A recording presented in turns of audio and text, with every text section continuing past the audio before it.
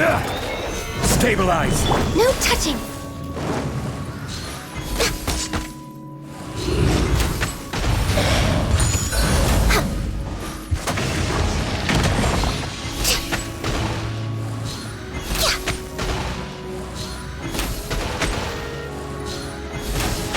Next time.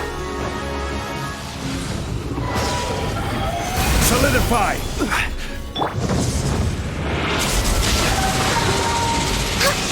Next on the agenda.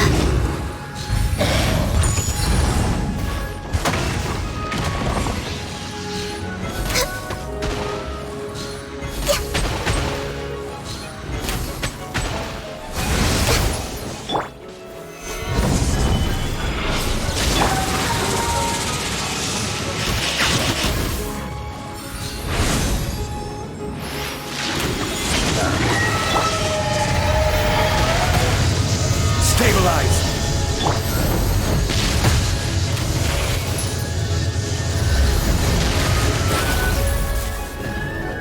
This is long overdue. Born of ice and frost.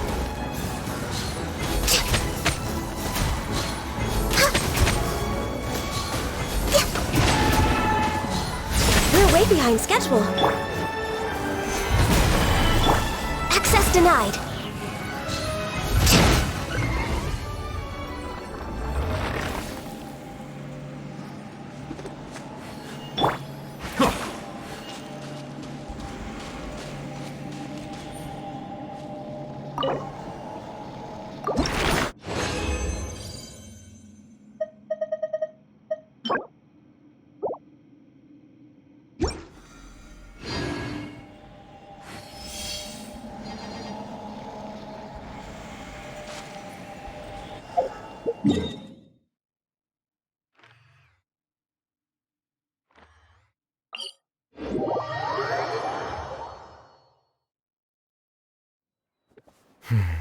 It's over.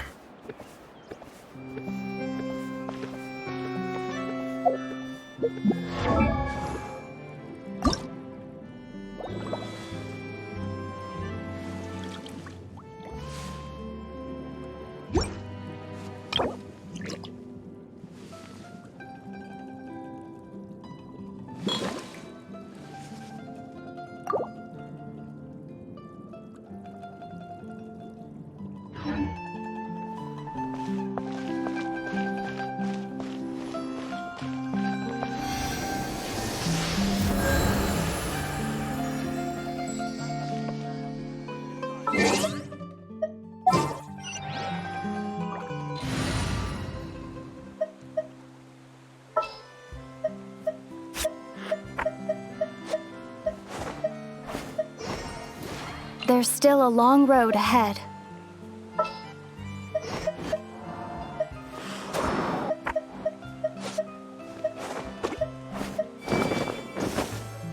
Time for afternoon tea.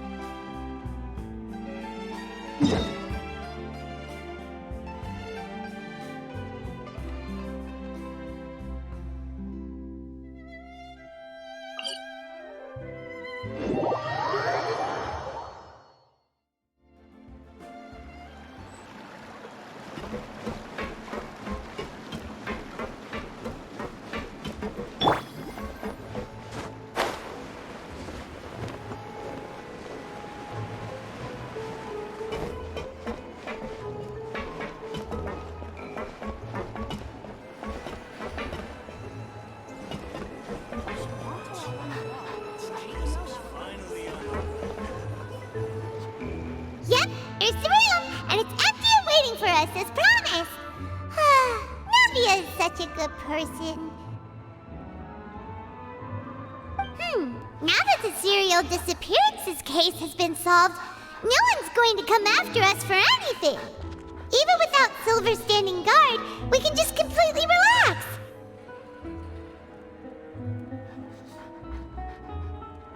Why don't we stay and rest up here for a while? Even machines in Fontaine need to stop and recharge now and then.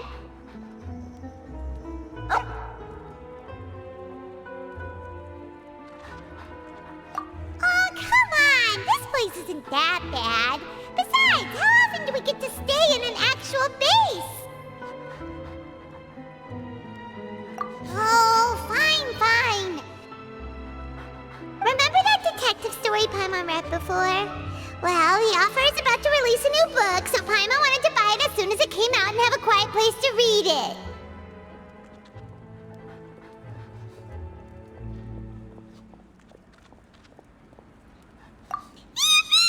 Then it's agreed. Come on, let's get some sleep. We'll need to be up first thing in the morning to get in line and buy a copy.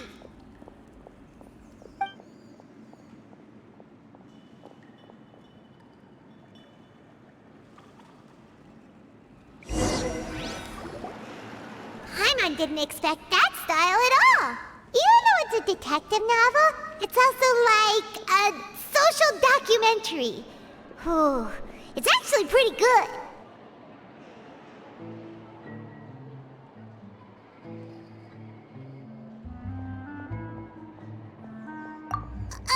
No! Paimon just spends a bit more time sleeping than you, that's all. Excuse me, but do you know if the Traveler and Paimon are lodging here? Huh? Who are you? Paimon doesn't recall seeing you before. Wait, you're not here to give us trouble, are you? A blonde traveler and a chatty little fairy. Whew, looks like I found the place. Good thing I asked the Spina di Rosula. Seems they sent me the right way. Hey, what do you mean by chatty? Paimon's always careful not to talk too much. Most of the time, anyway. It's an honor to meet you both. I was sent from the Palais Mermonia. Monsieur Nourillet wishes to see you. It seems he has something important to discuss in person.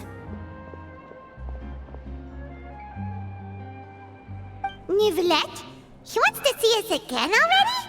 Huh. We talked so much the last time we met. Has something happened since then? I am not privy to the details. It would be best if you came to the Palais Mermonia and asked Monsieur Nourillet in person. If you say so, but Paimon has a bad feeling about this. Now that I've delivered the message, I'll take my leave. Thanks! We haven't left the room for a few days, so we'll head over once we've freshened up a bit.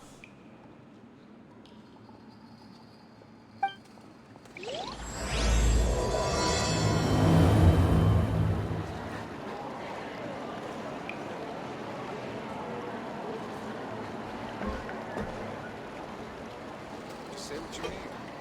No problem's too big to solve.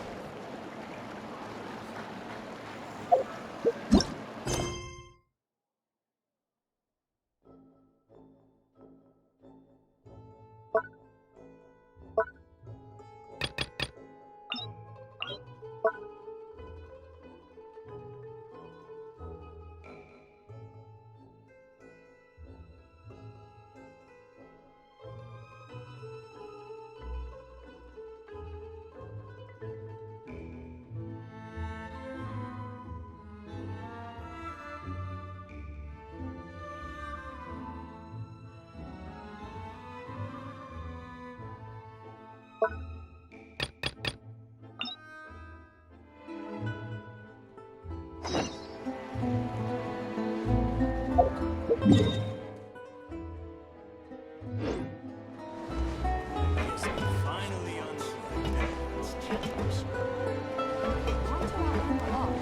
To know how it works.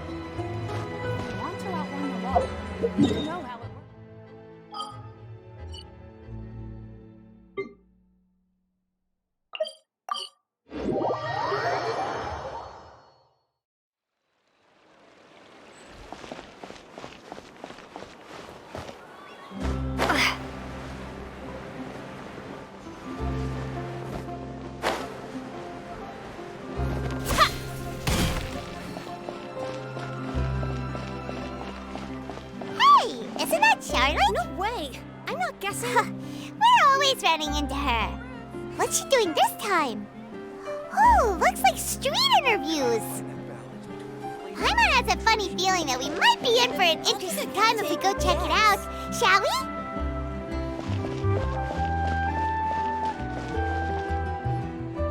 I see. So you believe that this warning letter was sent by the Phantom Weasel? Absolutely. I've said it before and I'll say it again. The Phantom Weasel never acts as you expect. He must have faked his own death 10 years ago using a body double.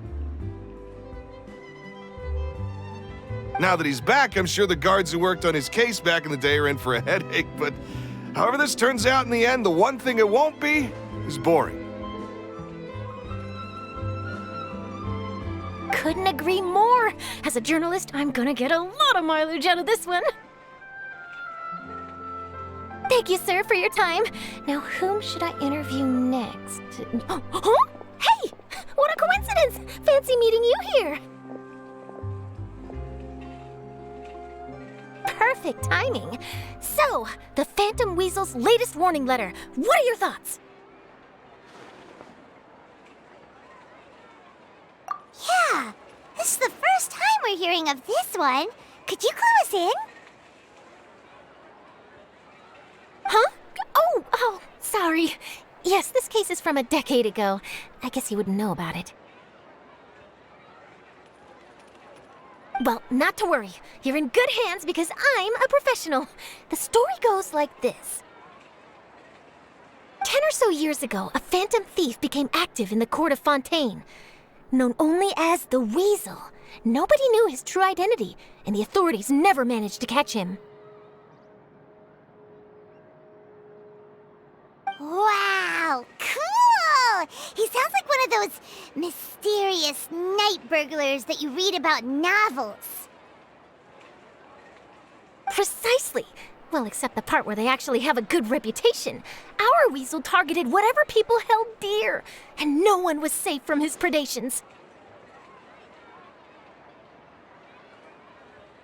He would just as soon steal a necklace from a rich merchant's safe as he would a toy doll given to a commoner child for their birthday. I know. The phantom thieves you read about in novels rob the rich to pay the poor, but this guy did not discriminate. Unsurprisingly, this didn't work wonders for his public reputation. Every man and his dog wanted to see him behind bars. Yeesh. So, did they catch him? Not exactly. There's a good chance that the Weasel would still be at large to this day if it hadn't been for an accident 10 years ago. A magician named Caesar fell to his death in a botched high-altitude escape performance. When the police went through his personal effects, they found a hoard of stolen loot and gadgets used for criminal activities. And that was how the Phantom Weasel's identity was revealed to all. Sure enough, thefts in Fontaine went down after Caesar's death.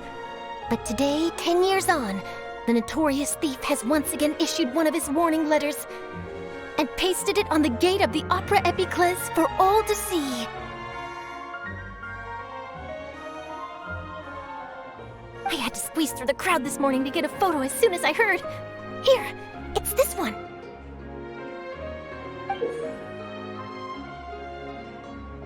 So, this is the warning letter, huh? Let's see what he wrote. 3 days from now, when evening falls, I shall take from you that which you hold most dear at the Opera House, just as you did to me 10 years ago.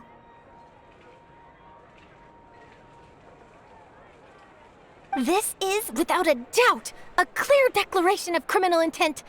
After years of laying low, the Phantom Weasel is back with a vengeance.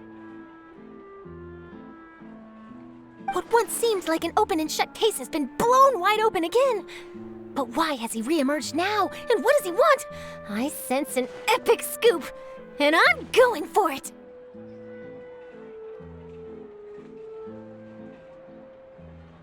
Uh-oh. If thief will steal anything that other people value, does that mean even we might be targeted? Aww. But Paimon doesn't want to get kidnapped. Well, he'd have to go through you first.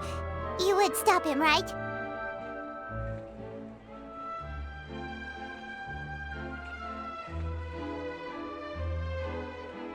Okay, the people have spoken. It's clear that the public are very concerned about the Phantom Weasel's reappearance.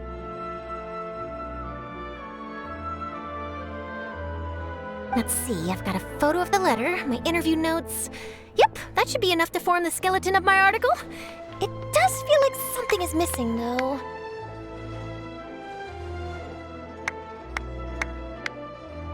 Something exclusive. Who should I interview next? I need someone with a more concrete connection to the weasel. Is that who I think it is? Lenny! Magic, magician, Caesar! The Phantom Weasel! That's it! Let's go interview Lenny! You see, the original Phantom Thief Caesar was a magician too! And what do Phantom Thieves and magicians have in common? They both have an air of mystery about them. Perhaps there's a connection there.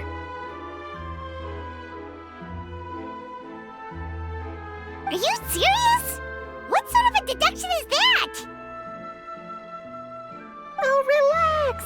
My journalistic instinct tells me that an exclusive news story is beckoning. Let's go! No time for delay!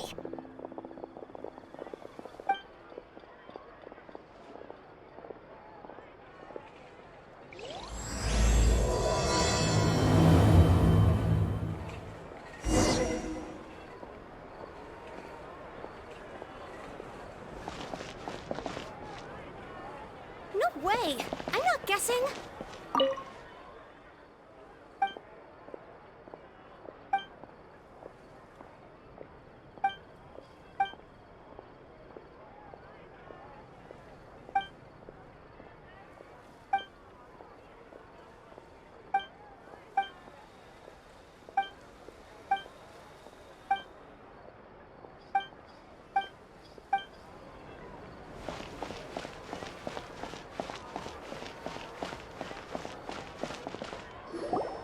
Wow, Mr. Magician! How did you know which card I picked? Oh, it's simple. Come closer and I'll let you in on my secret. Magicians have a special skill called telepathy, which means we can read other people's minds. Really? Then, what am I thinking now? Well, first you need to relax, because I can see that you're clenching your fist in your mind, as if to say, no, I mustn't let him guess it. Aww. And now you're getting a little flustered. You're trying to find a way to empty your mind, to think of nothing at all. But the more you try to hide a secret, the easier it'll come out. You snuck out from home today, didn't you? You told your family a little lie so you could come out and play. Now, that's not a good habit. You can tell? Oh boy, you really can read my mind. Of course. Oh, and that's the end of my performance. You should really be heading home. Remember to apologize to your family, all right? They must be worried about you. All right, got it. Bye, Mr. Magician.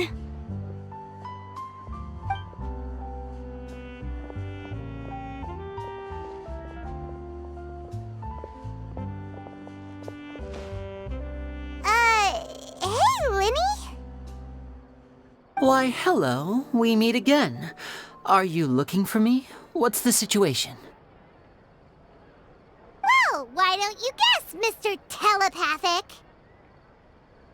Oh, please. You didn't believe that spiel, did you? The power of telepathy is quite beyond me. I'm sure that child would beg to differ. Seemed like you were right on the money. That was nothing more than a little trickery. I made an educated guess based on his micro-expressions.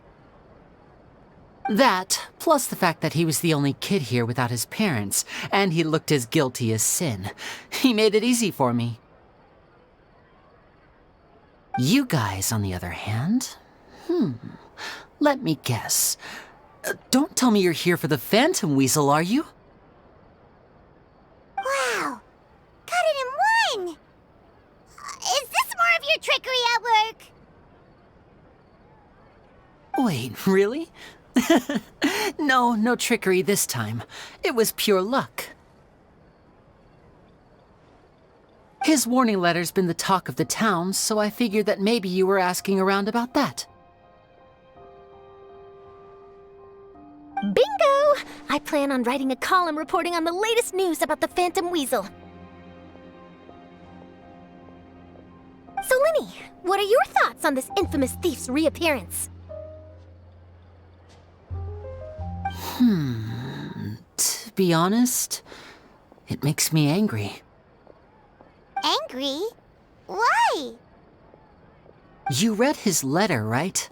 The Phantom Weasel claims he's planning something in 3 nights' time at the Opera House. That's the night I'll be performing there.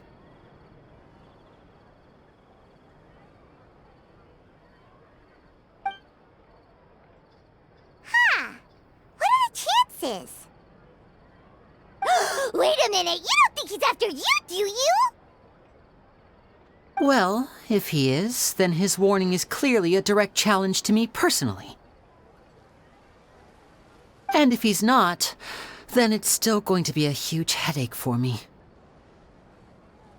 The mere mention of the Weasel's name is enough to scare people off. So once the contents of that letter get out, barely anyone will be showing up to watch my show. But I've been preparing for this for a long time. I'm not about to let him ruin my big day. This leaves me with only one choice. I have to expose the Phantom Weasel's identity before the show begins. Really? So what you're saying is, we might get to see a live duel between a famous magician and an infamous thief? Wow, this has exclusive written all over it. To be honest, I'm not sure if I'll emerge the victor. The Phantom Weasel is a notorious crook, infamous for his inscrutable methods.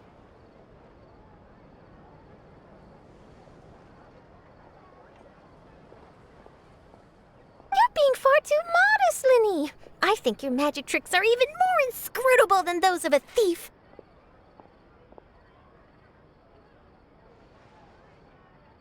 Thanks for the compliment, though I have to say, I don't care much for the comparison.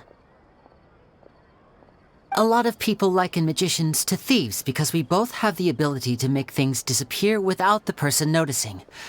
But there's an important difference that these people overlook.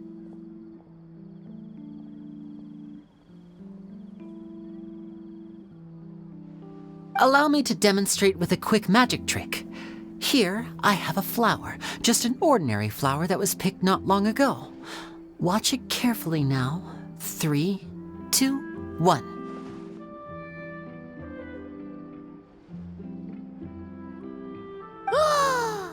It's gone! That's the question. Where did it go? Therein lies the difference between us. Thieves make precious things disappear, but only magicians make them reappear.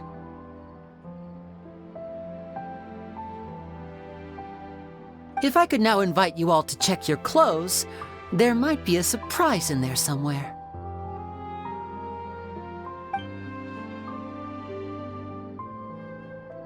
A surprise? Let me see!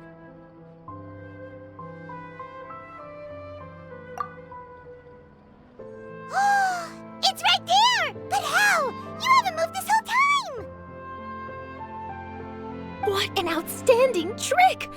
Sorry, Lenny, it seems that my previous praise was woefully inadequate. Clearly, magic is the superior art form to theft. Don't worry, I didn't take offense. I just wanted to take the opportunity to perhaps change some of the preconceived notions you might have about magicians. Since Caesar's death, a lot of people associate magicians with criminality. It can be quite frustrating.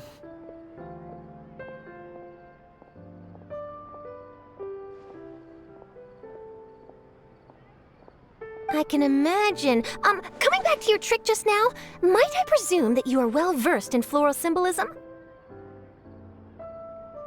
For example, magicians often use rainbow roses in their flower-related performances to represent passion and romantic encounters. But you used a Lumidu spell, which, if I'm not mistaken, allude to separations. I'm curious to know if there was any deeper meaning behind this choice? Impressive knowledge. It's no wonder you're such a successful journalist. But I'm afraid I don't know the first thing about floral symbolism. I'm just in the habit of using Lumidu spells in my magic.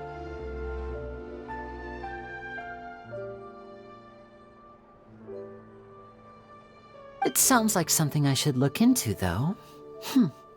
I'll buy myself a copy of Fontaine's Floral Language Facts when I have some time. But it'll have to wait until this phantom weasel business is behind us. Well noted. In that case, this brings us to the end of our interview. I, for one, am looking forward to the final showdown between you and the thief. Please feel free to get in touch to update me on any further developments. Otherwise, I will of course see you at your show in 3 days' time. But let's hope the Phantom Weasel is caught by then. If there's nothing else, I'll be off. You've given me lots to work with here, and I've got no time to lose if I want to write that exclusive piece. I'll see you all later.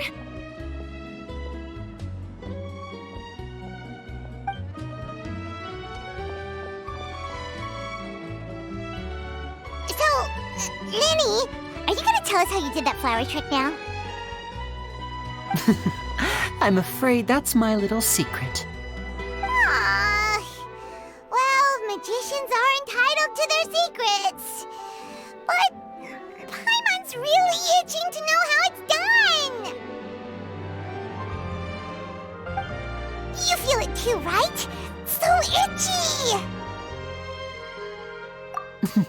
Not so itchy then, huh? Well, since you're so concerned, how would you like to serve as my temporary magician's assistant and help me investigate? Magician's assistants? Oh, that sounds fun! Assistants are technically magicians too!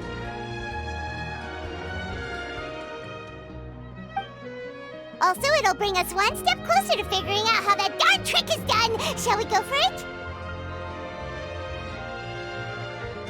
Excellent. Thank you for putting your trust in moi. The first thing we need to look into is who Caesar really was. If he truly was the Phantom Weasel, that means that the weasel is dead, and whoever wrote this warning letter is just a copycat criminal.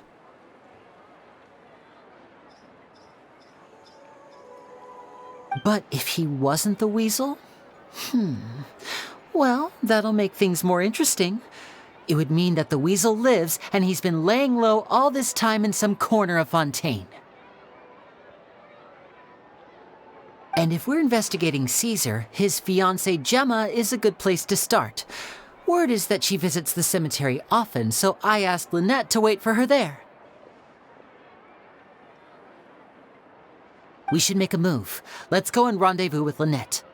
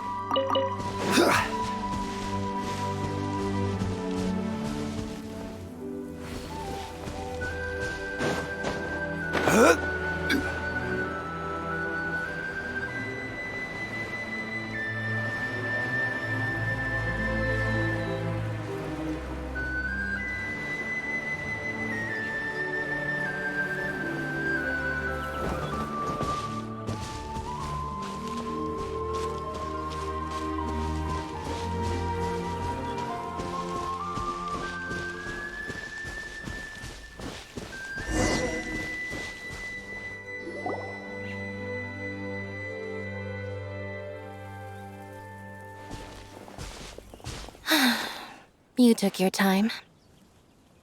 Sorry, I bumped into the Traveler and Charlotte en route, and we ended up chatting for a while. It's been a while, Annette. We're working as Lenny's temporary assistants in the investigation of the Phantom Weasel. Thank you. It's good to have you helping. So, what's the situation? Have you seen Gemma? Nope. I've been here a while, and she still hasn't shown up. How bizarre. Maybe it was bad intel. Well, we won't get anywhere by standing around waiting. Traveler, Paimon, let's go ask around.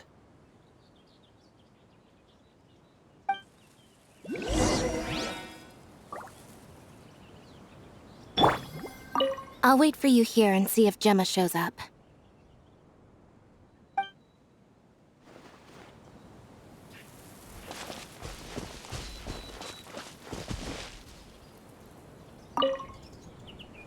Excuse me, good sir. Do you by any chance know a Gemma? Gemma? You mean Caesar's fiancé? Sure I do. What's this about? I'm just trying to get a hold of her because I need her help with something. I heard she comes here a lot. Yeah, she does. Poor thing. It's no secret why either. She's heartsick. Ever since Caesar passed away, she's been coming here once every week to clean his grave. Often she just sits there in front of his headstone, lost in thought. Sometimes she talks to herself. I asked her what she was doing once. She said she wanted to speak to him again. She knows he's gone and can't hear her from the grave, but she just likes to spend time there, telling her fiancé all about how her life is going. And she's been doing this ever since Caesar passed away?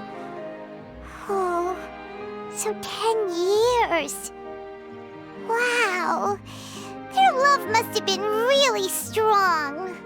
I'll bet. Caesar's reputation fell apart after his identity was revealed, so no one else visits his grave. Gemma's the only one who still thinks about him after all these years. I don't know if the mind lives on in the waters after death, but if it does, I'm sure Caesar must be grateful to have someone who remembers him fondly.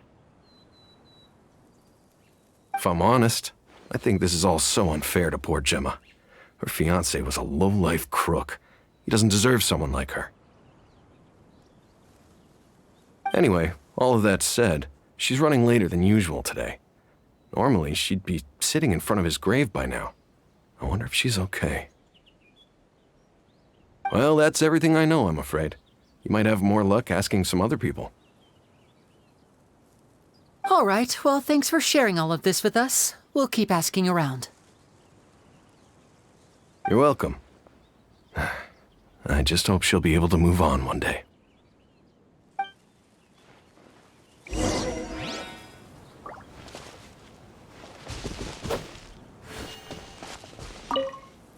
A lot of people find cemeteries bleak and oppressive, but not me. I find the silence gives me a sense of peace, and something about being in the presence of the dead and buried sort of puts all of life's woes in perspective.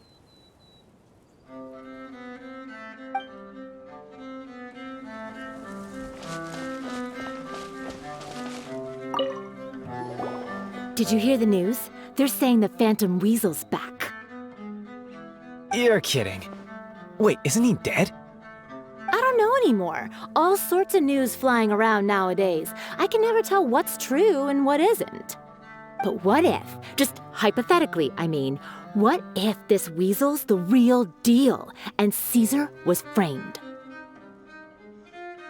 Called it. Seriously, 10 years ago, on the day it all went down, I said to myself, you know what? This guy's been set up. The Caesar I knew was a good guy. He gave balloons to children on the street, for Pete's sake. What, are we supposed to believe that he was a balloon thief or something? Give me a break. Oh, please. Weren't you the one cursing his name to high heaven when the police announced the news? You were all, that gosh darn lousy son of a, you think you know a guy, or words to that effect. Wait, did I say that? I don't seem to recall. Hello there. Sorry for disturbing you, but I couldn't help but notice you were discussing the Phantom Weasel. We're actually quite interested in this topic as well, but we're struggling to get to the bottom of it. Do you think you could spare a moment to tell us a little bit about Caesar?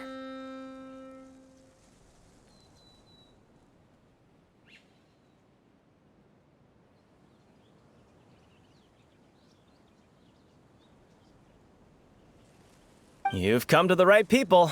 Yep, I was there. Back when Caesar used to perform magic tricks on the street. He was a great magician. The best trick I ever saw him do was pop a transparent balloon, only for a whole bunch of doves to fly out from the inside. I was right up close and didn't blink or look away once. But for the life of me, I still don't have the faintest clue how he pulled it off. Really incredible stuff. I saw him perform too. He always used to bring some gifts along for the kids who came to watch his show, and he'd hand them out after he was done. Sometimes, he even got the kids to write their wishes down, and then he'd make the items on the wish list appear in his next show. Huh. He doesn't sound like such a bad guy. But after he died, there were also rumors that he used the wish list to find out what was precious to people, with the intent to steal it later. As I'm sure you know, the Phantom Weasel would steal just about anything from anyone. Whatever the case, now that the Weasel is back, Caesar's become a hot topic once more. I bet Gemma must be pleased. If Caesar's name gets cleared, maybe it'll finally give her some solace after all this time.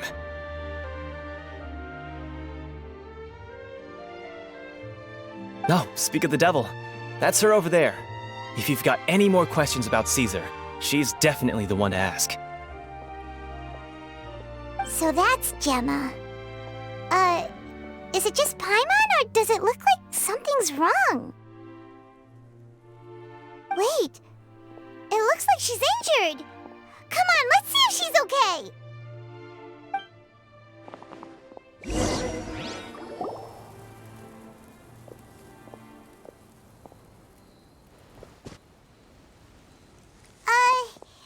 Hi there.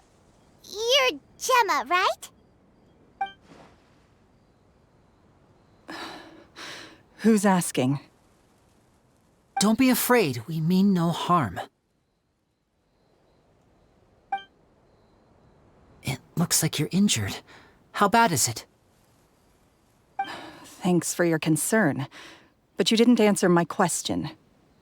Who are you, and what do you want with me? My name is Linny, and this is my sister Lynette. My name's Paimon, and this here's the Traveler. We're investigating the Phantom Weasel. The Weasel posted a warning letter this morning. If he still lives, that means that Caesar was falsely accused.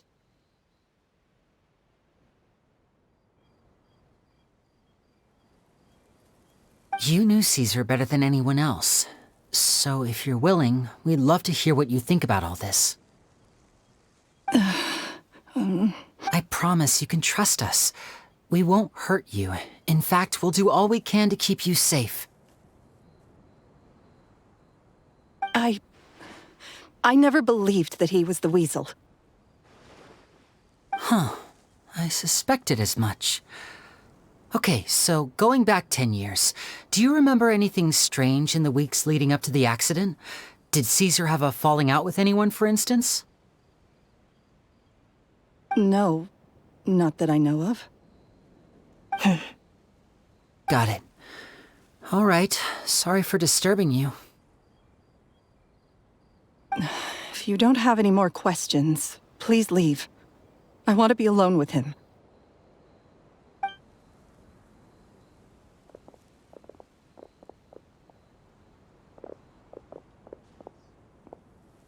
Judging by the look on her face, there's definitely something fishy about her. She's lying. She definitely knows something. That's fair. We're just a bunch of strangers who showed up and started questioning her about things that happened a whole decade ago. It makes sense that she'd be wary around us. In any case, I doubt we'll get any further here, so let's call it a day. Meet me outside Hotel de Boer tomorrow, and then we'll start the next step of our plan.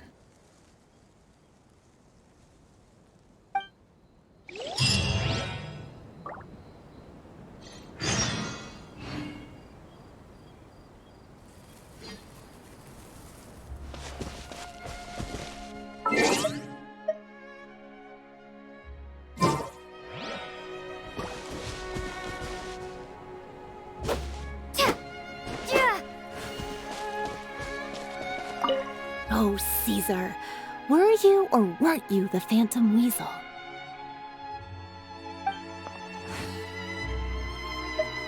Gemma's hurt, you say?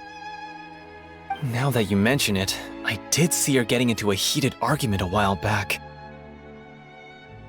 Maybe someone who hates Caesar was taking it out on her. People can be unbelievable sometimes.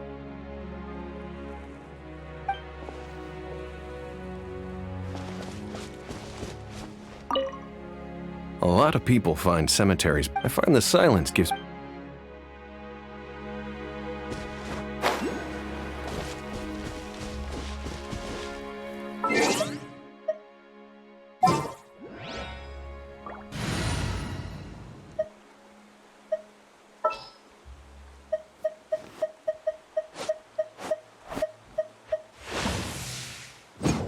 Thank you for permitting, no, inviting me to join you.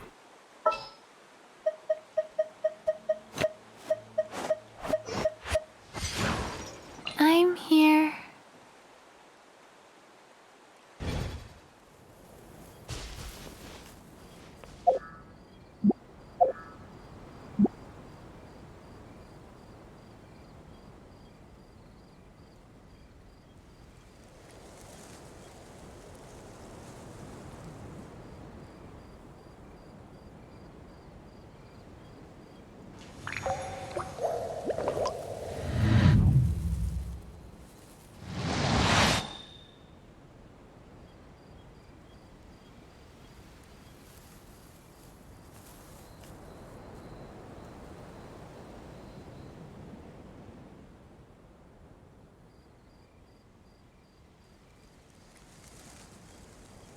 Water comes in many flavors to the discerning palate.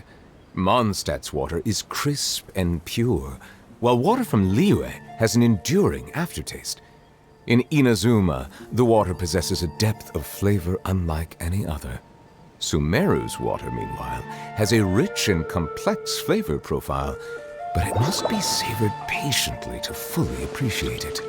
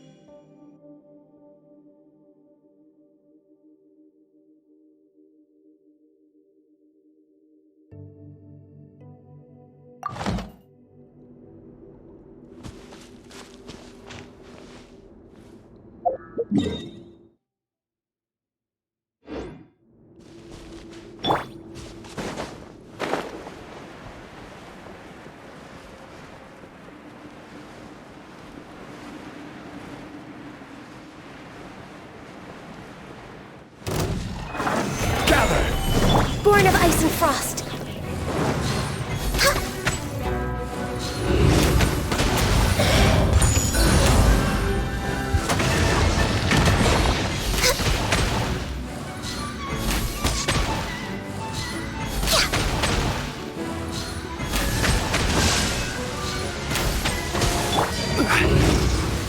Stabilize!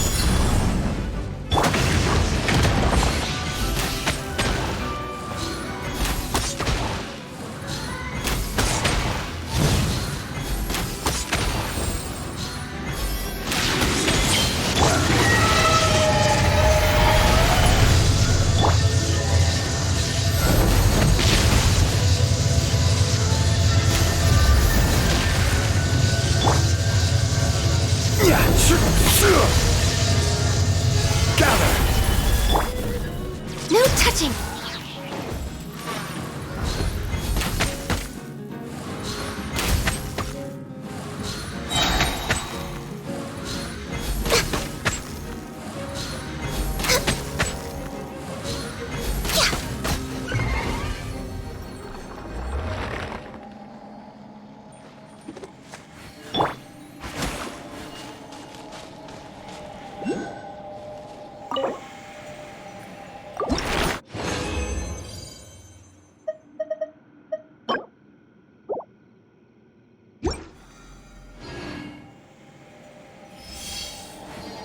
Melusines are beautiful creatures.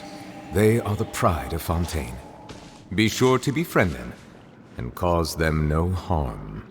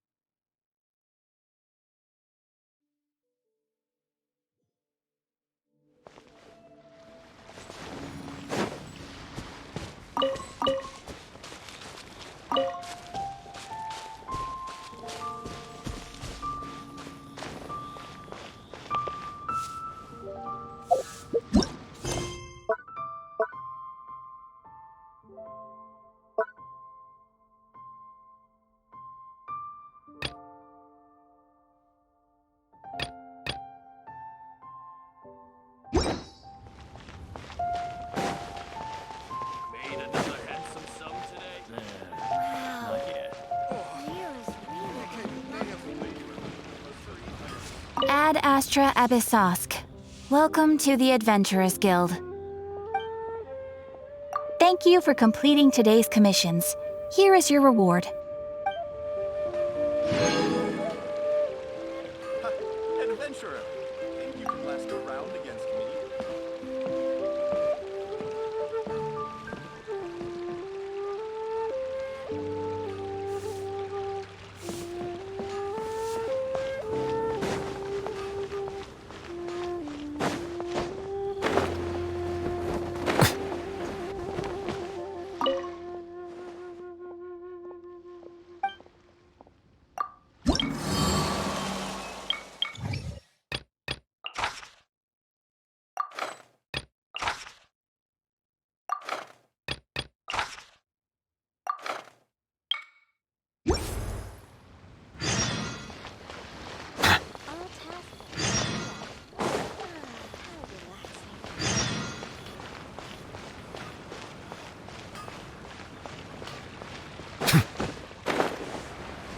Cheap and tasty chop suey!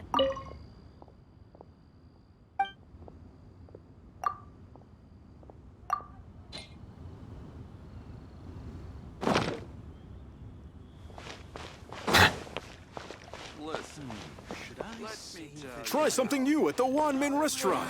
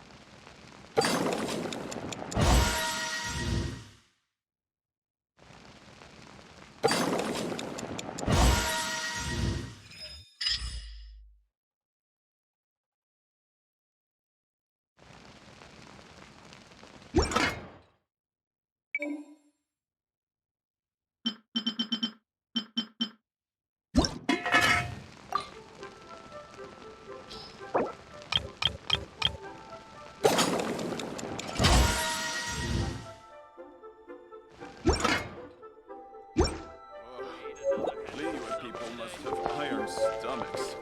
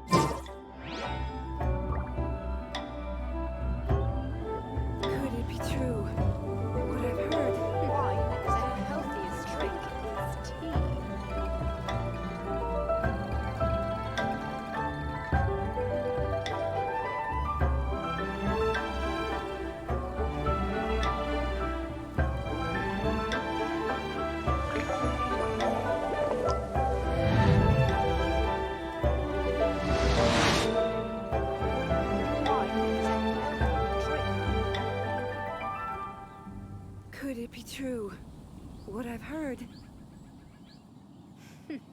The healthiest drink is tea.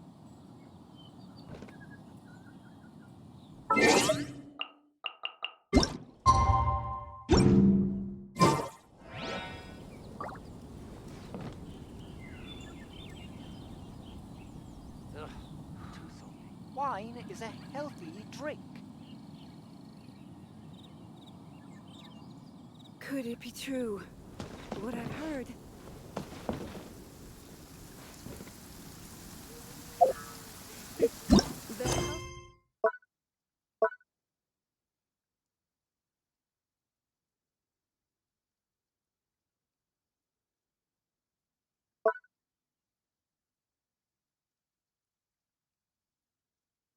Water.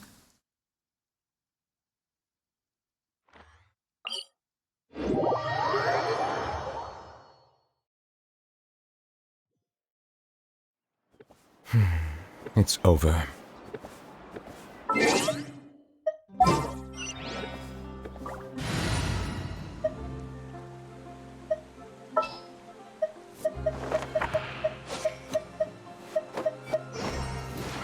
This world is full of unsolved mysteries. Is it time for a magic show?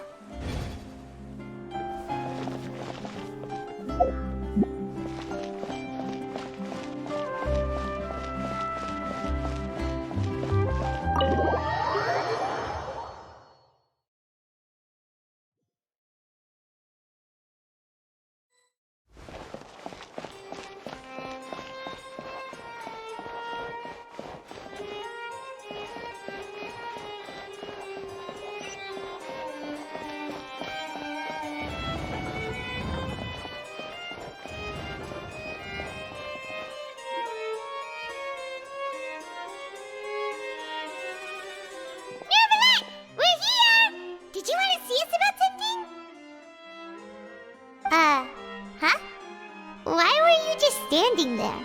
You daydreaming or thinking something over? Yes, I did send someone to fetch you. But as for what I'd like to discuss next, well, I still have some reservations. Given that we've already made the trip here, you should just tell us. Bet you need us to help you with something, right? I do indeed have something I'd like to ask you to do. However, you should wait until after I tell you the details, then decide for yourselves whether you'd like to help or not. The situation is this. It has come to my attention that the Snezhnayan Harbinger known as the Knave wants a diplomatic meeting with you, correct?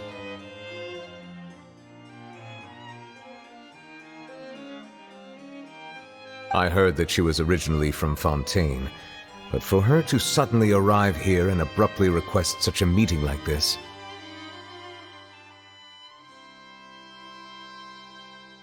I sincerely advise you to refuse her invitation outright.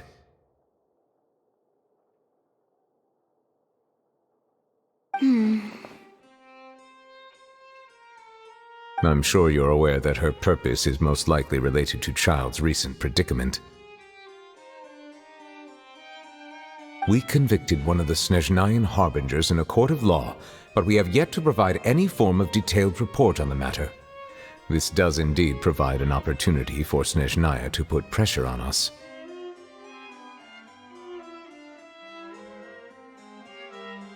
I believe we should adopt an evasive stance until we can provide a proper explanation and have a preliminary plan on how to deal with the matter.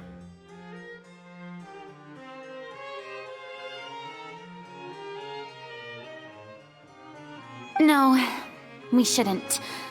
I think we should agree to the meeting. Oh? Well, you see, we are the ones that owe an explanation. If we keep putting off the meeting, it could easily result in the problem escalating, right? It's like a fight between two friends. If they don't agree to see each other and talk in person, isn't it possible that the friendship could end entirely? Though diplomatic relations between Fontaine and Snezhnaya could be considered as friendly, it is only superficially so. You wouldn't go so far as to say that our nations are friends, as you did in your example.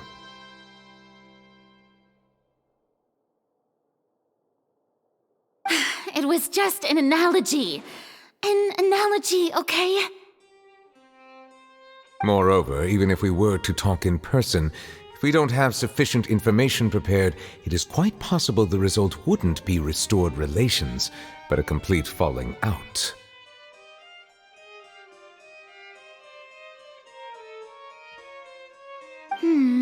I don't think we should overthink those possibilities yet. Ahem. Even if the logic of the divine is not immediately apparent, its wisdom will only be revealed with time.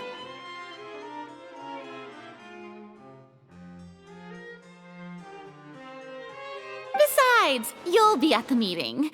If any problems do pop up, you'll have no problem navigating them. I must clarify that interacting and communicating with people outside of court is not my cup of tea. It seems you think too much of me. But more importantly, when did I agree to join the meeting with you? You mean you won't come? No, that won't do. I can't go to the meeting alone. You have to accompany me. I must take you with me. Lady Farina, could there be something else regarding this matter that is being kept from me? No, not at all. Look, I am the Hydro Archon of Fontaine, Focalor, the god of justice who is loved and adored by many. So I only hope that justice will be served in this matter. Don't overthink it. I'll go find someone to arrange the meeting.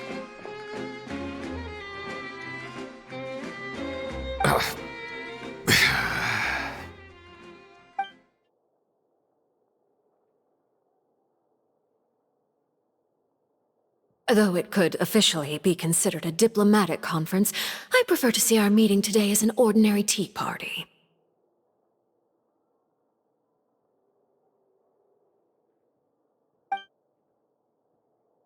I assume you see it the same way, Miss Farina?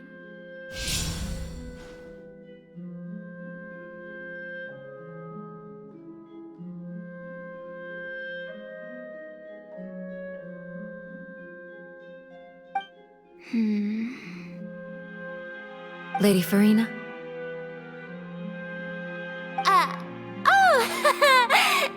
Yes, that's right.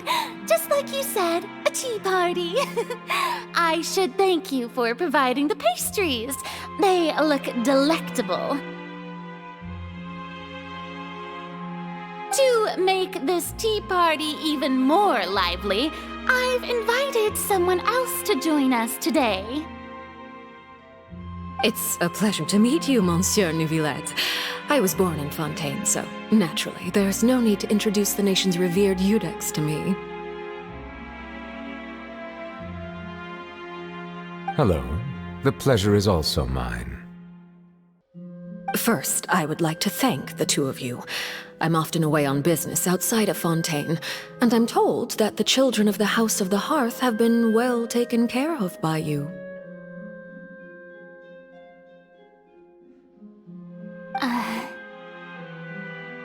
Oh, I'm not referring to when my children, Linny and Lynette, were falsely accused by you.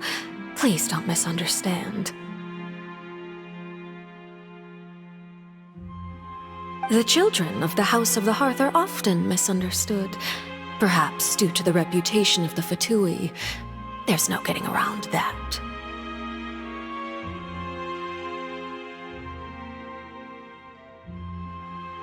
All I meant to say is that Fontaine has been stable in recent years. The people are well off and the children lead happy, fulfilled lives. That is something truly worth cherishing, and no one wishes to disrupt such peace. Now then, you have come regarding the matter of child, correct? Well, yes. It appears the ever-busy Iudex Neuvillette doesn't wish to waste time with diplomatic pleasantries, and hopes that we can get straight to the point of our talk.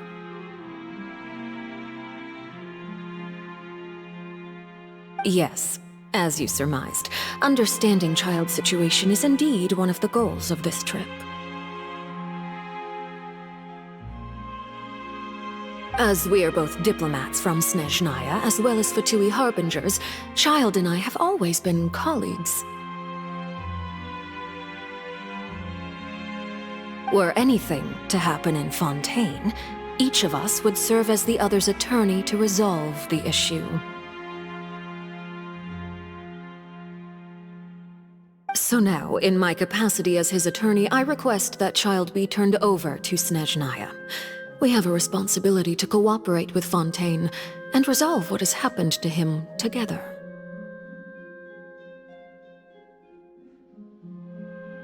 The rules governing attorneys only apply before a trial has concluded. Since a verdict has already been rendered, we see the case as settled. I apologize for being unable to grant your request.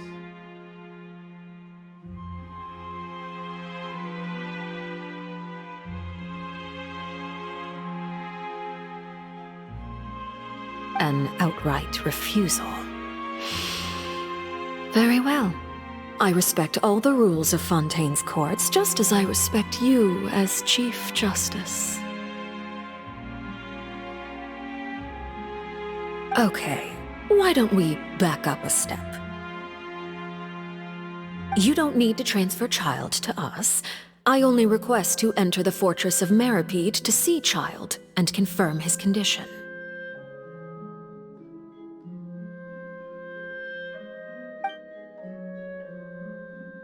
It's not like you couldn't even manage to fulfill a simple request like that. Right, Miss Farina? About that. The Fortress of Meripede has always been completely autonomous. Even we have no authority to interfere there, and diplomatic issues do not suffice as an excuse. However, if you absolutely must confirm the situation of the Harbinger, I have a proposal.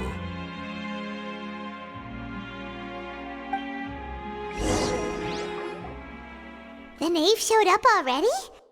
Well, Linny did say that Father will be returning soon.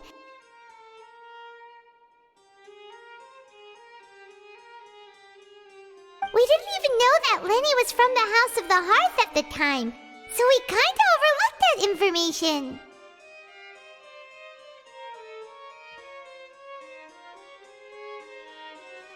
Yes, thank you for your kind advice.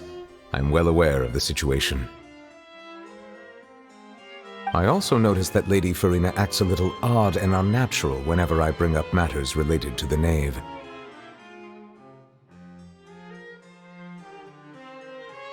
Could the knave be threatening Lady Farina or something? If that were the case, then why wouldn't Lady Farina inform me? And what means could the knave possibly have to twist the arm of an Archon?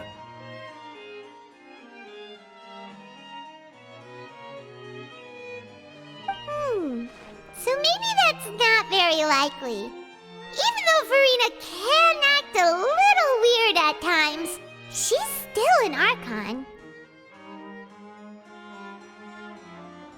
In reality, this problem is even more thorny than it appears.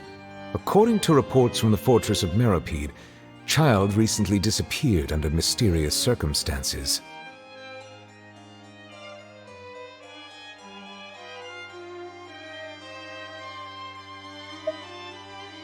The details are still unclear. We cannot rule out an escape, but there have also been no reports of him outside of the Fortress of Meripede. Special guards oversee the fortress, and its internal systems are extensive. Combined with the special characteristics of the surrounding terrain, an escape should not be possible. I suspect that there's something else behind Child's disappearance.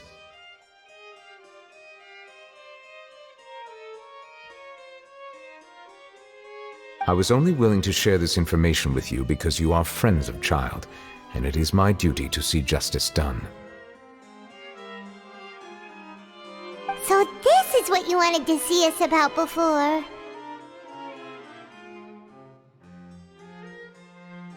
Yes. I would like you to go to the Fortress of Meropide and investigate Child's disappearance. This was my proposal during our meeting with the Knave. Rather than allowing her to intervene, I offered to send someone to find out about Child's situation and report back to her in detail.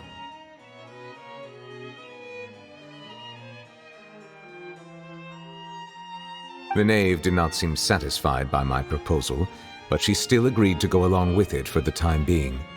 Her words were, "We will talk more once we have that report."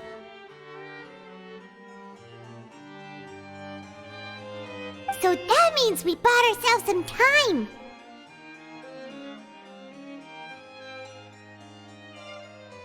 Firstly, you're already acquainted with Child. Your eyes may discern relevant details there that others would miss. And secondly, is the consideration of the unique nature of the Fortress of Meropide. Isn't it just Fontaine's prison?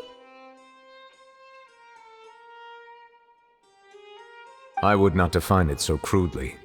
The Fortress of Meropide is not affiliated with the court system of Fontaine on paper. It has always existed as an autonomous entity.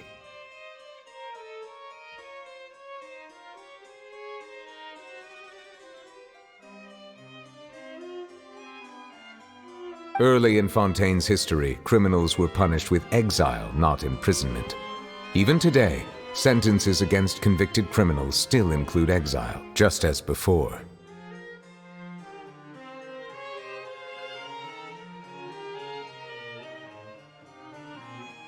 The Fortress of Meropide may seem like a prison, but it should in fact be regarded as a gathering place for exiles. All we do is dispatch guards to keep watch and help maintain security, but we have no right to get involved with any other matters. Although I do have a personal relationship with the administrator there, neither myself nor the courts have the right to be directly involved with the investigation, no matter how serious the grounds.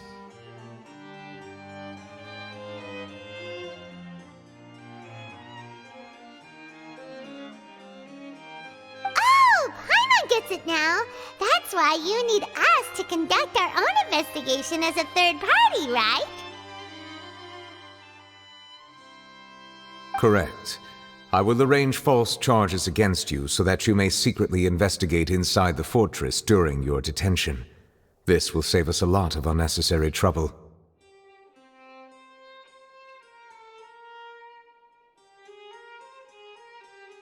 So, are you two willing to accept my proposal?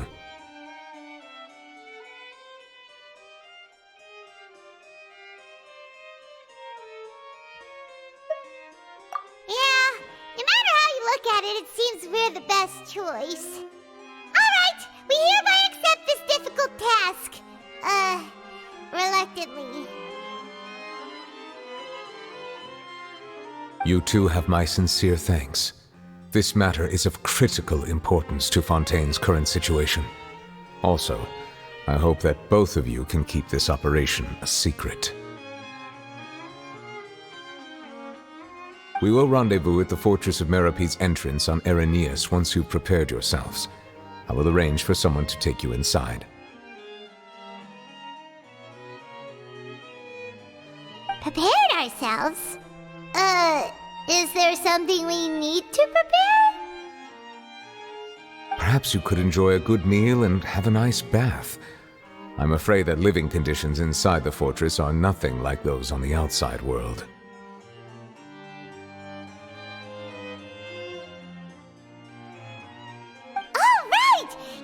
will be there on trumped-up charges will be in prison for real.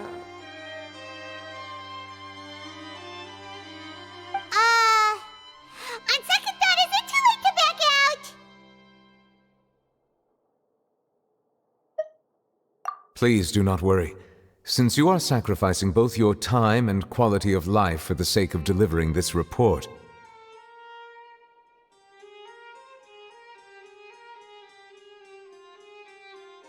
you will be compensated according to the highest standards permitted to legal staff, regardless of the outcome.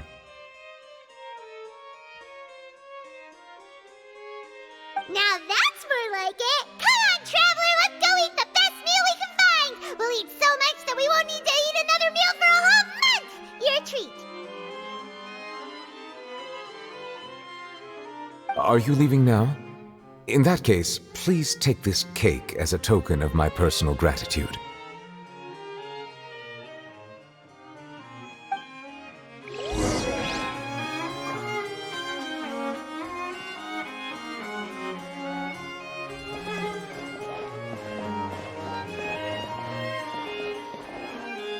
Oh, no need to thank me for it. Just be sure to enjoy it.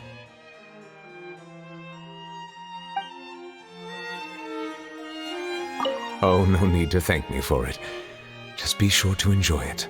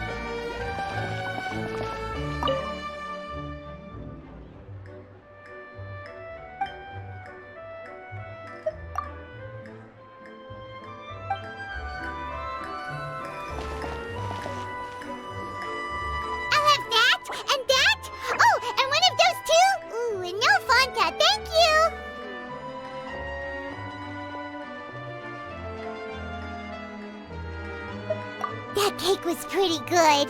But as soon as Paimon remembered that we're about to go to prison, Paimon's stomach suddenly became completely empty.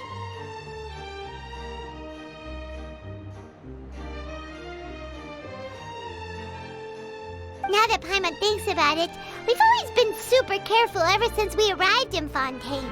Just to avoid breaking any strange laws here.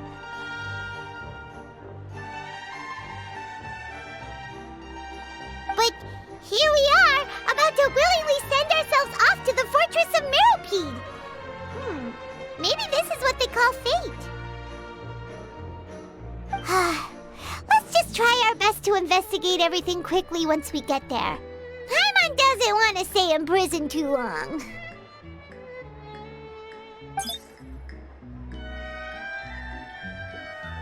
Oh, what is that I hear? Is it the taste of a breaking story? Hey! You can't hear a taste! And what are you doing here, Charlotte?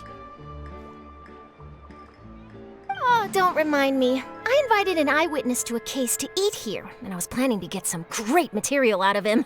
But he didn't even show up.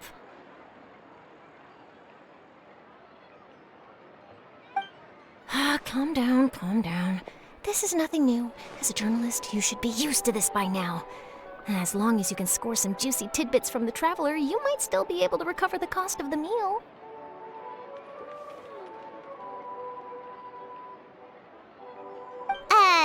You know we can still hear you, Charlotte. Never mind. It's nothing. I just heard you mention the Fortress of Meripede. You didn't commit a crime, did you? Please tell me all about it. No way! We would never! We're just going there to...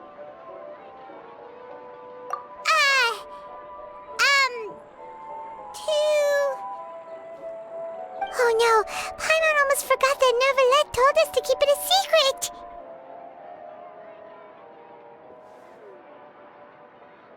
Huh? You're being arrested for that? Oh, but now that I think about it, I suppose that's not completely unreasonable. That's pretty despicable, almost as offensive as committing theft.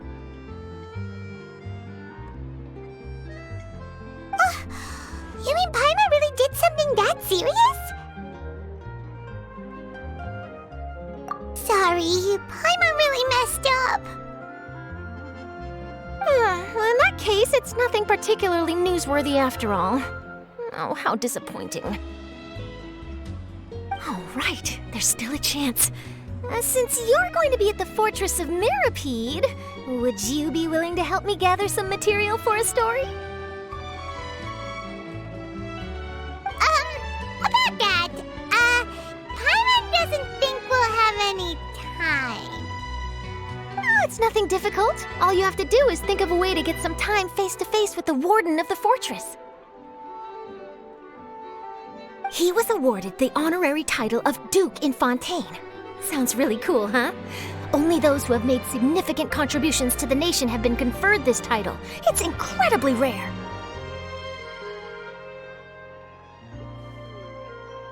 On top of that, the Fortress of Meripede has never been under the jurisdiction of the courts.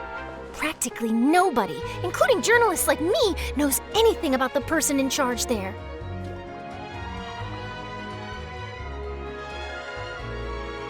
Oh, if I could write an exclusive article about him, I bet it would sell a boatload of papers. You make it sound easy, but it really depends.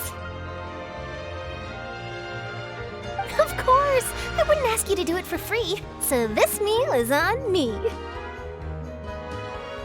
All right, you got a deal. We'll do anything you want. Then it's settled. The food should be here any second, right? Huh? Wait, just how much did you order?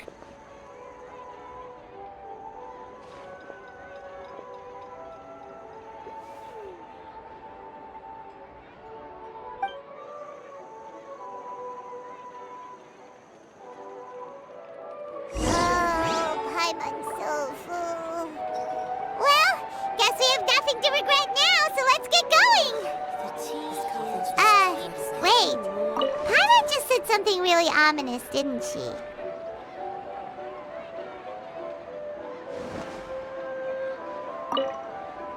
I had no idea you could eat so much. That didn't go according to plan. Please, please, don't forget about the material for my news article.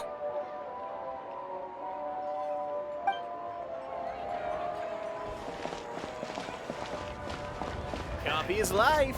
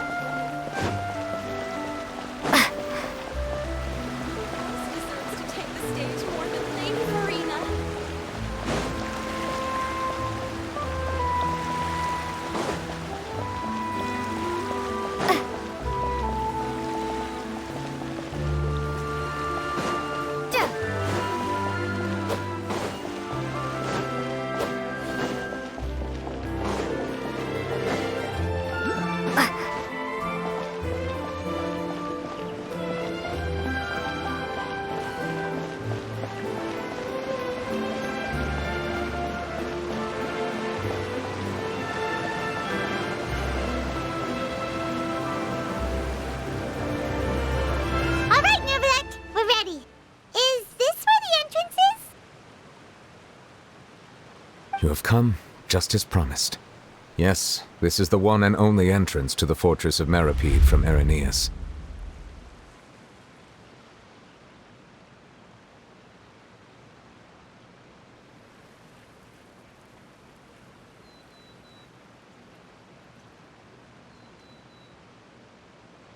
Careful.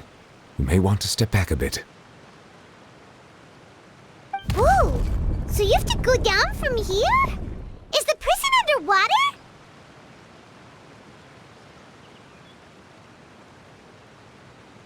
Utilizing both the barrier of the water as well as the fear humans have of the depths, the fortress of Meripede is naturally the perfect place to confine and guard criminals.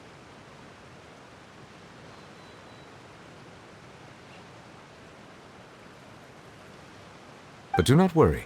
It is not nearly as frightening inside as you may think. You will see for yourselves once you are down there.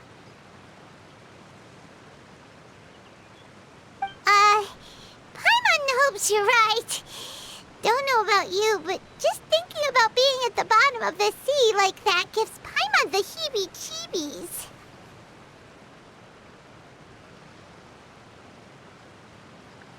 Oh, and there's one more thing. I mentioned that I have had personal dealings with the administrator of the fortress, Wriothesley. He's a very shrewd fellow.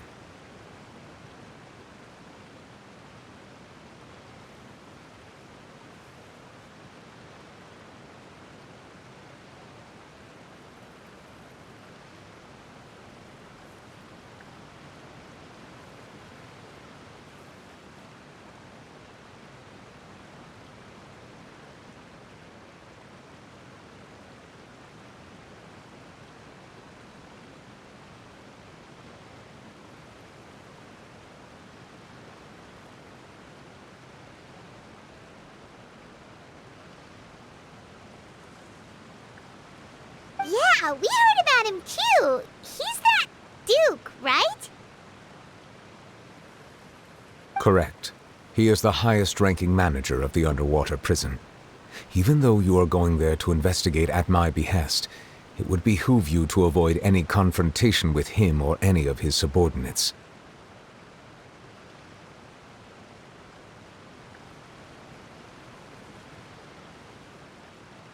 The Duke rarely ever leaves the fortress of Meripede, but that does not mean he is not privy to all that is happening inside and outside the fortress.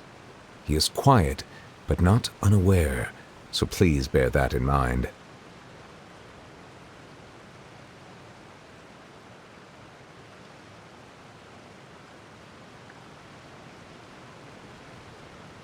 All right, it's about all the time that we have to talk privately. I'm counting on you two. Don't worry, we won't let you down. Good. Madeline! I'm here, Monsieur Nervalet. These two are the newest convicts, I presume? Don't worry, they won't escape on my watch. Like we would try. Please follow me, you two. I'll process your paperwork for entering the Fortress of Meripede.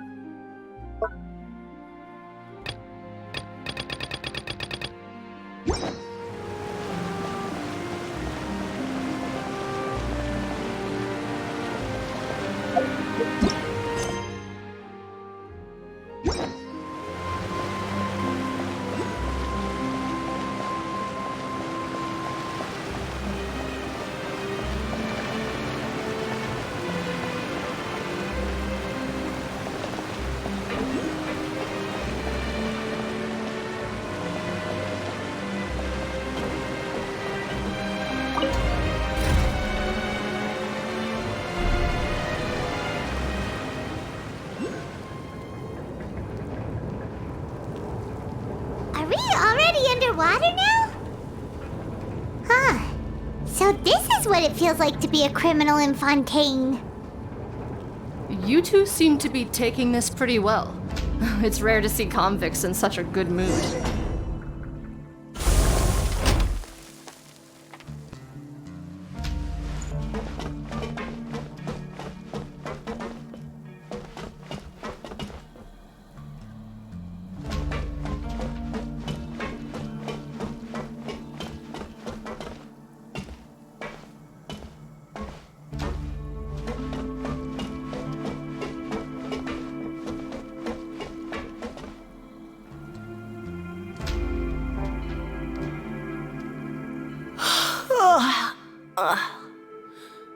Oh, it's you, Madeline. Why'd they make you make the trip down here today? Monsieur Nervalet personally requested I escort these two convicts. I suppose he was concerned others might not be up to the task.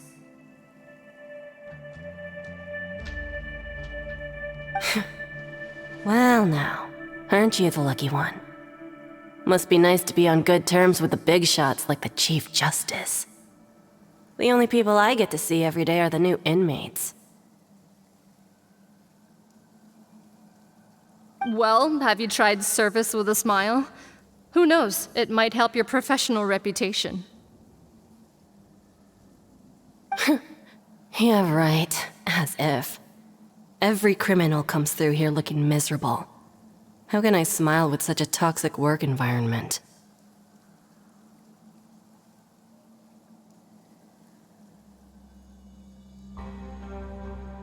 And even if I did smile at them, the convicts would probably just think that I'm some freak getting some kind of twisted enjoyment from their pain. Oh, she's got a point. Well, I've finished transferring you. You two will register here, and Marette will guide you through the remaining procedures. Yep, I'll take it from here. You head on back to that bright and sunny world above.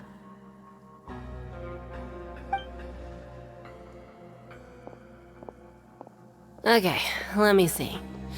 You are the Traveler and Paimon, correct? That would be us! Let me confirm your charges and sentence. Let's see. You two are charged with... eating a cake specially prepared for the Archon by a Snezhnayan envoy without the Archon's permission, thereby incapacitating the political center of Fontaine for a brief period.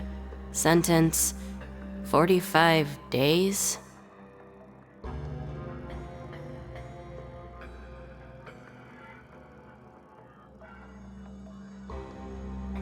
Huh? Wait, you mean the cake that Nervalet gave us was...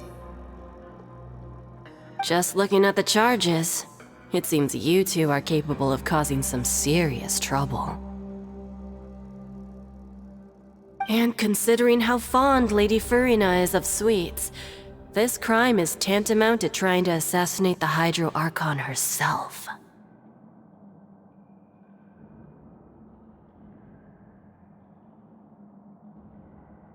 Now I've seen everything.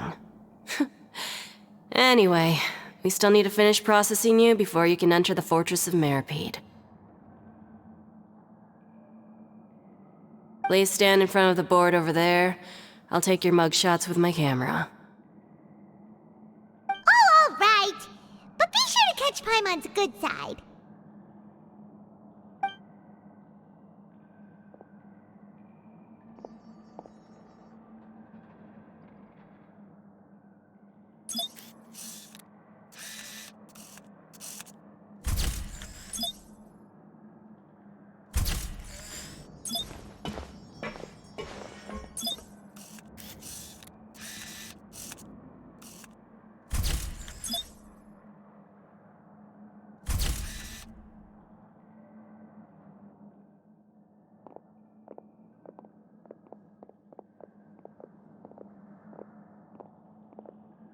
And we're done. Thank you for your cooperation. Next, someone will be along to guide you inside the fortress. Please be sure to cherish this opportunity for rebirth.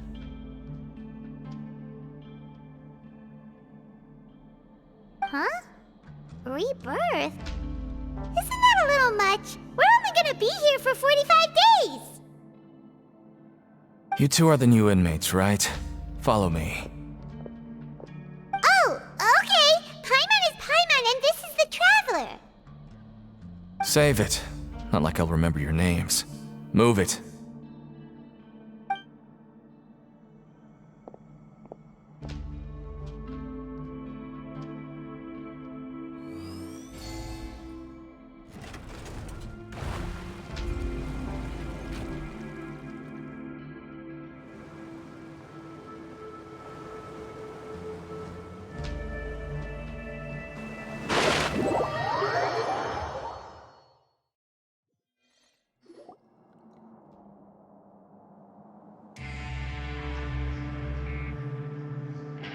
So, are you one of the guards here? Is there anything we should be careful of while we're here?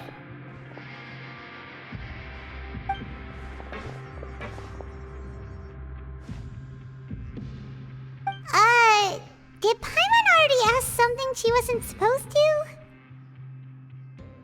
Why should I tell you anything? What's in it for me? This is exactly why I can't stand you fish. I wouldn't even be doing this if it weren't for the credit coupons. Credit coupons? Alright, seeing as you're not the annoying kind that's getting dragged in here crying and blubbering, I guess I can tell you a few things. But next time, it'll cost you some coupons.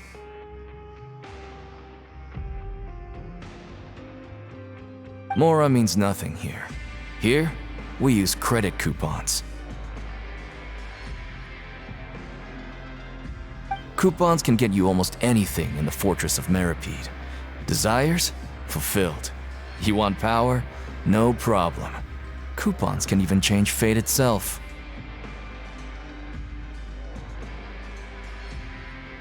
So, credit coupons are a currency that can only be used here?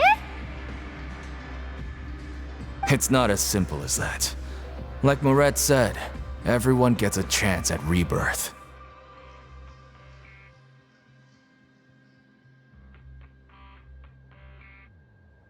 No matter how much money or power you had before, it means nothing once you set foot inside the Fortress of Meripede. You have to start over and earn your coupons.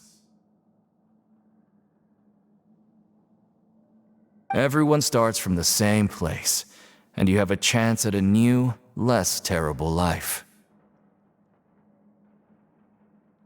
I guess that's the real purpose of the coupons. They symbolize true fairness and true justice. And this is also exactly why so many criminals choose not to return to the outside world, even after they've served their sentence. Oh, so that's what the Fortress of Meripede is like. Huh. Paimon was under the impression that it'd be more like a prison. It certainly ain't all sunshine and roses here, but it's also not the worst place to be. You'd better take a good look at the scenery now. It'll be the last chance you get for a while. After being away from the sunlight for so long, even the terrifying depths of the sea start to feel like home. It just stops feeling oppressive, you know? Oh, I'm actually an inmate like you two. Welcoming newcomers is a job I've picked up to earn some extra coupons.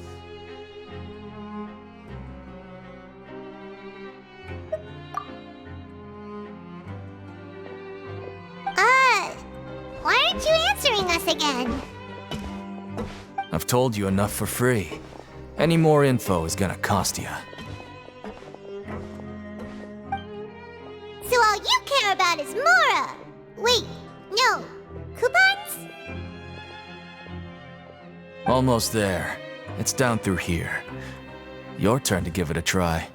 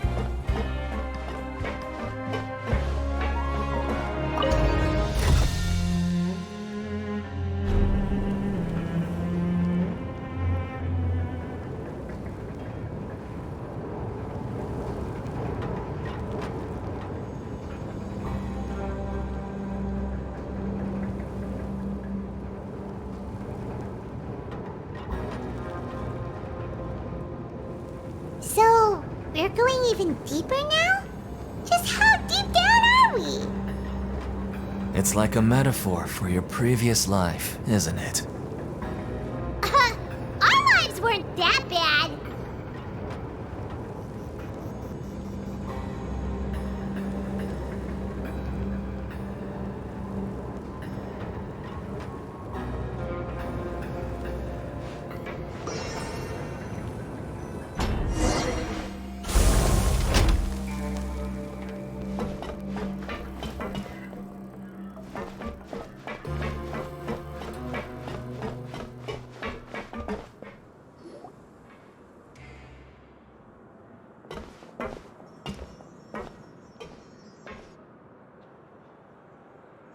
So this is the actual entrance to the Fortress of Meribed? Huh. It looks like there are other new arrivals, too. Oh, they sure don't look happy. Maybe we look too relaxed for fresh convicts.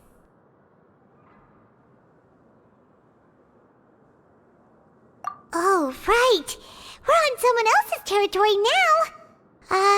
We need to think of a good way to act like criminals to get by. If we're discovered, even Neuvillette might not be able to rescue us.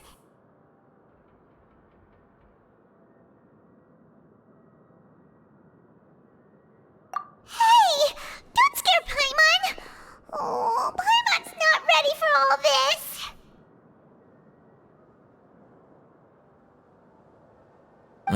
Look, I don't really know you, and I have no idea what kind of crime you committed, but you wouldn't have happened to anger someone important, did you?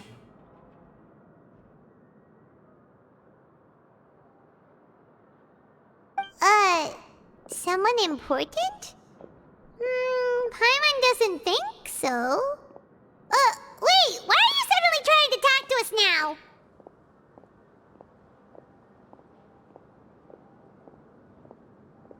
Now's not the time to worry about that.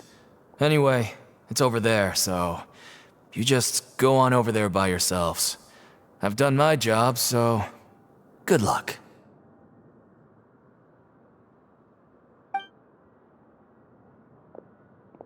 What was that all about? Wait a second. Are there usually so many Gardermechs around here?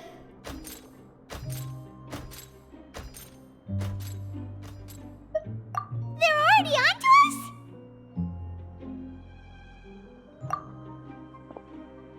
Prisoners numbers 7459 and 7560. Welcome. Oh, no need to be anxious. These Gardermechs aren't here to attack you.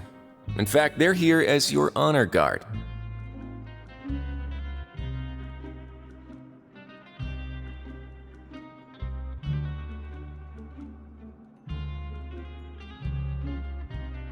When I heard that you were friends of Monsieur Neuvillette, I had the Gardermechs come and wait in formation. Wait! You know about our connection with Neuvillette? The seafloor isn't as cut off from the world as you might imagine. However, I'm afraid that I know nothing more than that you are friends of the Udex. And as you can see, committing a crime means being sentenced here, even if you're friends with the Chief Justice. Quite fair. The Duke! Greetings, Your Grace! Lovely weather today, isn't it? Oh, greetings, my good fellow. Well, I'm willing to imagine that the weather is as good outside the sea as you say it is. How great it would have been if only the Fortress of Meripede had been built on the coast, huh? It would have been so convenient to enjoy a nice chat in the sunshine.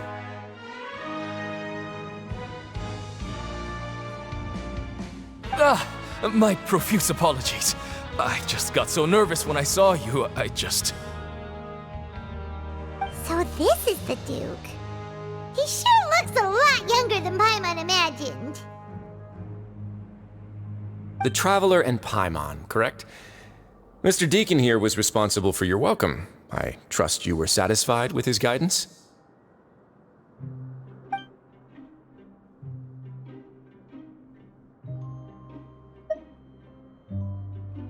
Outstanding.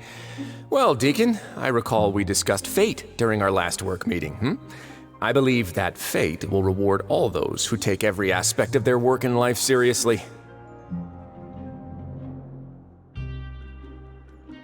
When you return to your bunk, you'll find the guards have issued some extra credit coupons to you. Oh, thank you. Thank you, Your Grace. Oh, and you too.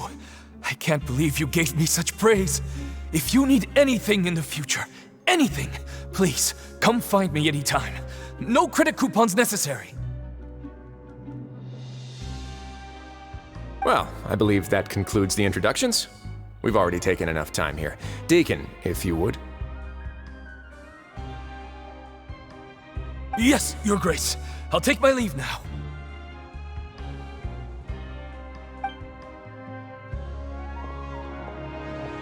Please, follow me. To make you feel more welcome, I'll show you around the various facilities of the Fortress of Meripede. I hope it'll help you adjust to life here.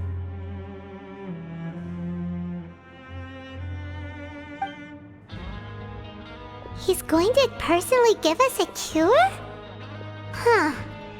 Paimon can't figure out what this guy's thinking at all.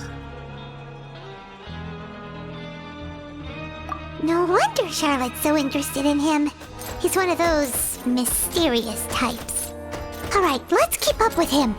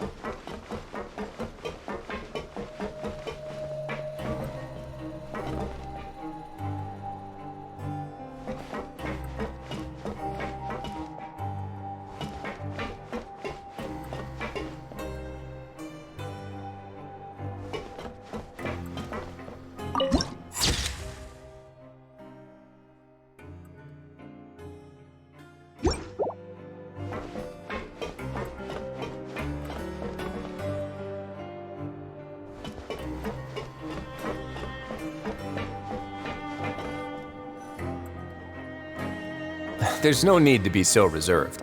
The label of criminal is nothing but one of many identities, and being criminally inclined here at the Fortress is just one of many ways to survive.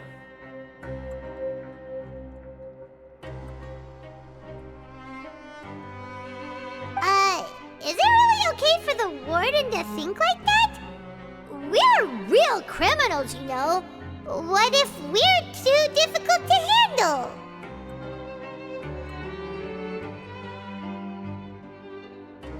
Well, then maybe you'll be able to carve out a name and a place for yourselves in this underwater world, hmm?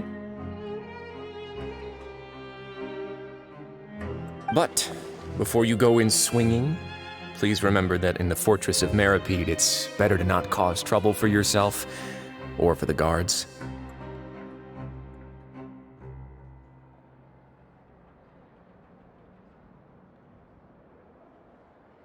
Now, we've arrived at a very important place, the Coupon Cafeteria. You can come here and claim one welfare meal each day.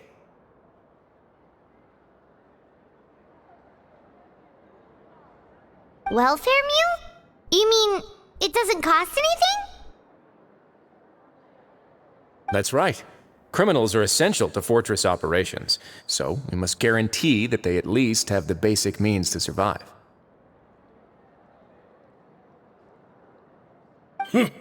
But that's not how it was. Back in the day, it cost you reward coupons just to get a cup of water here. For fish like you who just arrived with nothing, you'd have to go to work hungry until you earned enough coupons to eat. It was only after His Grace became the administrator that we got the free meal rule. Now everyone gets a square meal every day, even no-good slackers who've never picked up a wrench in their whole lives. Nobody starves to death here.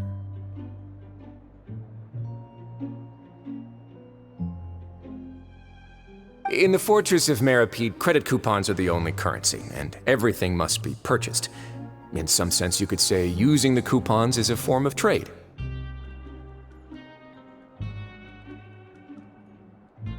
But trade is always conducted by people. So if we want trade here to prosper, we need everyone to work hard and live their lives.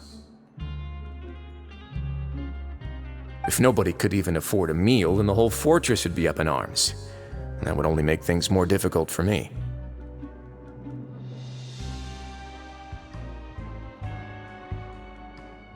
So, rather than saying that we're giving everyone a free meal here, you should say that everyone's hard work has improved the living conditions in the Fortress of Meripede.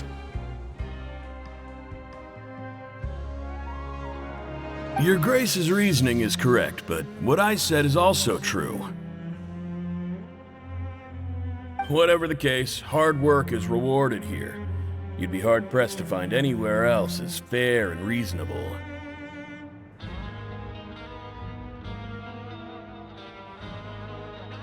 Right! Paimon sees your point. By that logic, this place doesn't seem so bad after all.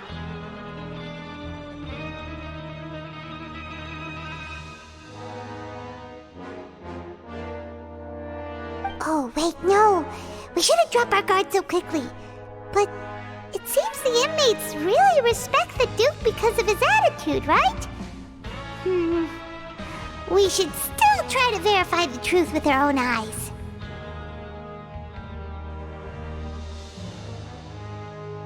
Let's continue this way.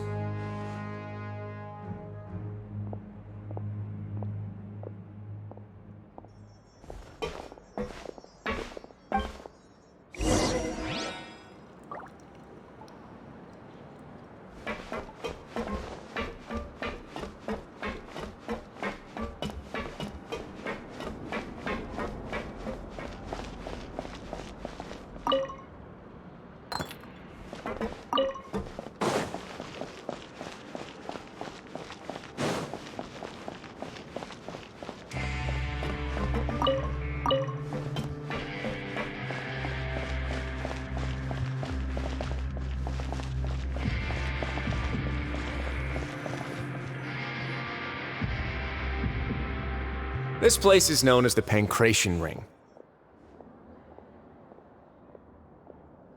Sometimes we have criminals who have more energy than they know what to do with. Their daily work alone isn't enough of an outlet for them. So, instead of leaving them to their own devices, we've provided them with this dedicated venue. This way, nobody will get involved unless they want to be.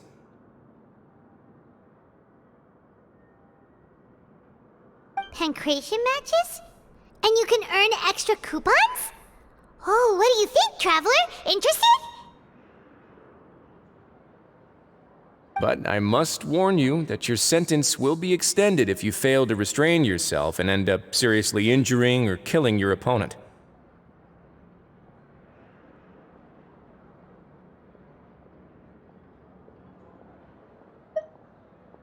So, did you set this place up too?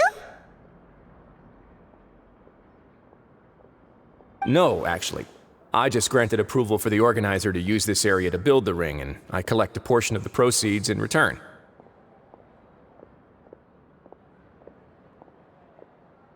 Of course, the fees are also quite useful. Oh. Do you mind if we ask what they're used for? Sure. Ensuring personal safety, maintaining the arena, and resolving any conflicts that arise. Why? Are you interested in how to manage a pancration ring? Oh, no. Paimon was just wondering if that's how you paid for everyone's welfare meals. A reasonable guess. I see you have a talent for entrepreneurship. Oh, you hear that? Paimon has a talent! So we can start a business here? That is something you can discuss between yourselves later. Let's move on for now.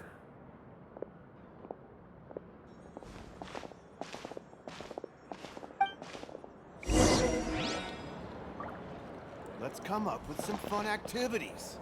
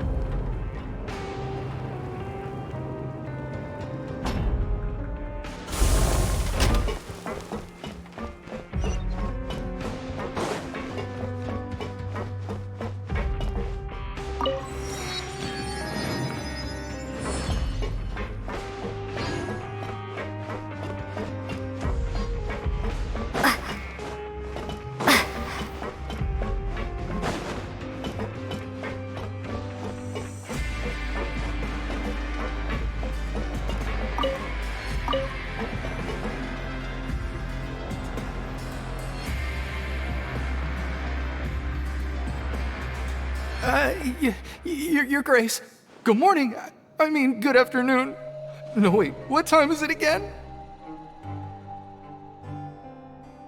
What time indeed? Time waits for no one, so it's best to keep an eye on it.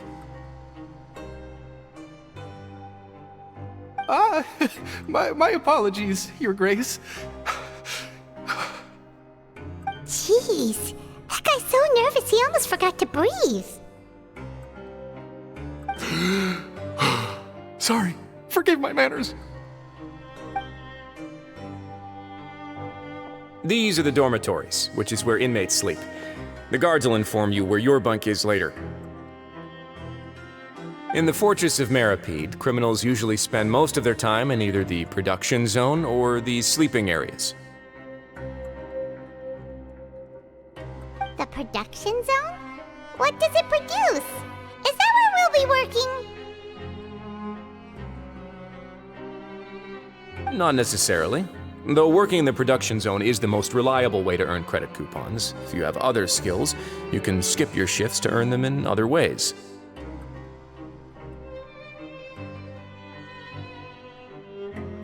Wow. Wait, you're the manager of this place? And you're just telling us to our faces that it's okay to skip work? The fact that the Fortress of Meripede has continued operating completely autonomously is proof enough that most people are willing to work honestly and earn a stable income.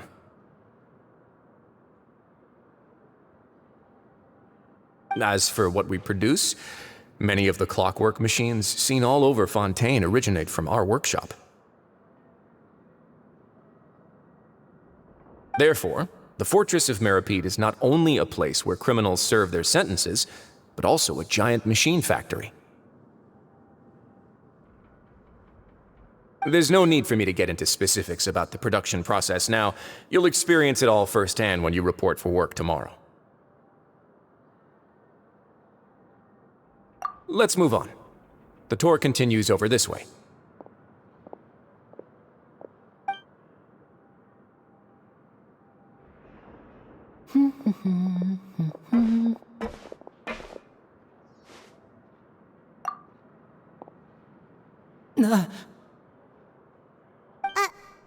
Oh!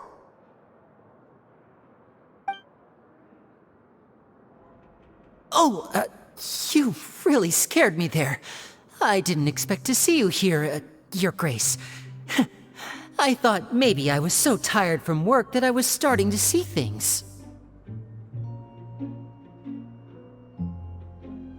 The only thing you should be seeing is the work in front of you. Stay focused and keep up the pace. Oh? Is something the matter? It's nothing. Paimon's just worried about how hard we'll have to work tomorrow.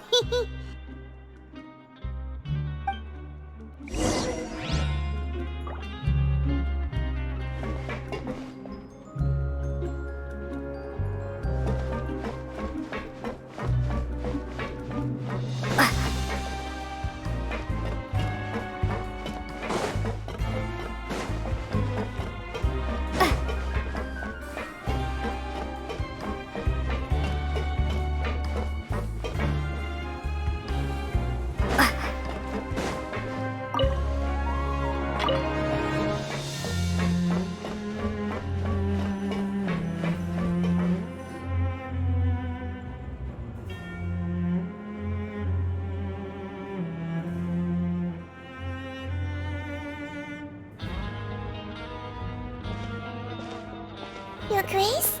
What are you doing in the infirmary at a time like this? Oh no, you didn't injure yourself, did you?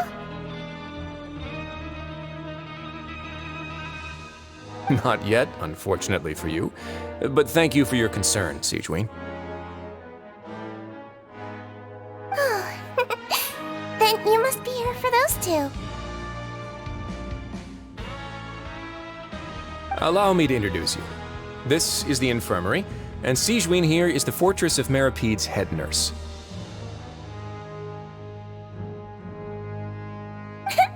Hello, new faces. They call me the head nurse, but I actually handle all the nurse-related work all by myself down here.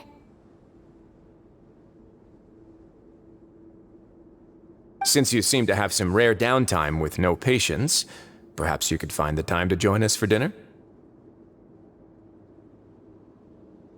Oh, then these two must be some important convicts. Sure, I'll join the welcome party. Thank you. Your presence will be the pièce de résistance for today's tour. Oh, so the tour part is over now? I believe I've already covered the primary aspects of life here in the fortress. As for your work, there'll be someone else to guide you through the details. Is there anything else? I seldom conduct tours, so why don't you just ask if you have any questions? Well, this is our first time here. Paimon's not sure what to ask. Then let's head back to the coupon cafeteria. Maybe a meal will help you think up some questions. You should at least try to be excited.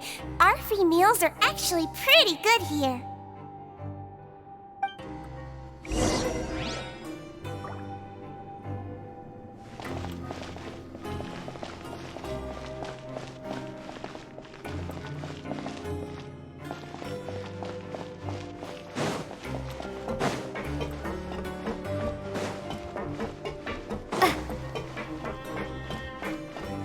Kids these days, you just can't rely on.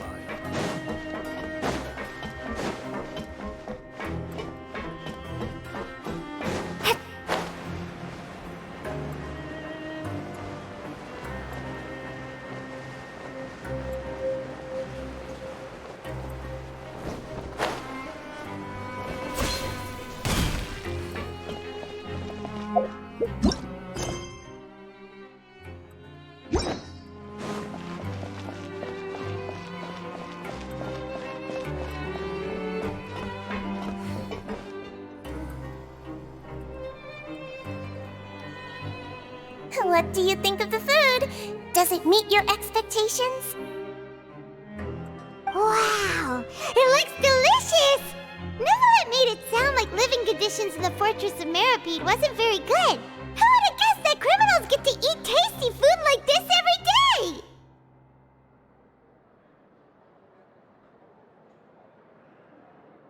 Oh, isn't that the meal box that only super lucky people manage to draw? Seems like you two are quite fortunate. It actually has nothing to do with luck in this case. I had a word with Walsey, so you didn't have to draw lots like everyone else. Oh, you mean the meals are random?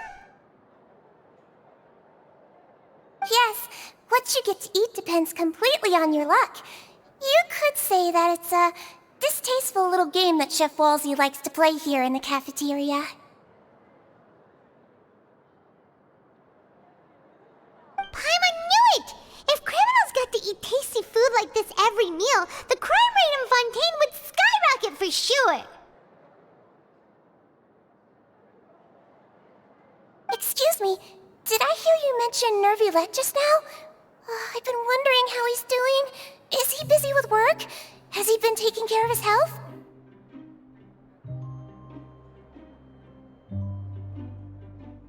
He seems healthy no matter how you look at him, but he works so hard all the time, so it must be really tiring.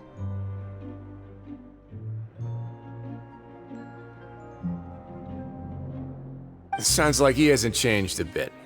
Looks like you can stop worrying so much, Sigewinne. Oh, that's good. But I still feel like it's been too long since I've heard any news about him. No news is good news. Maybe next time I've got something to discuss with him, I can invite you to accompany us.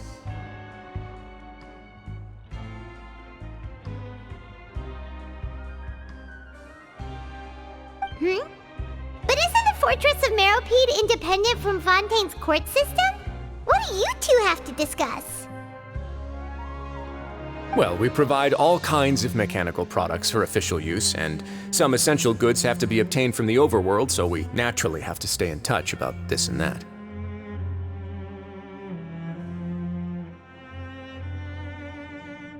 Monsieur Neuvillett's character is unimpeachable. No matter the question, you can discuss it openly and freely with him. Talking with him feels quite effortless. In light of that, I am quite willing to go out of my way to show respect and accommodate him. In fact, right now, I'm treating you two as guests invited by Monsieur Neuvillette. But unfortunately, I can only do so until the end of this meal. After this, you two will just be inmates here. You're very welcome. Well, your new life awaits.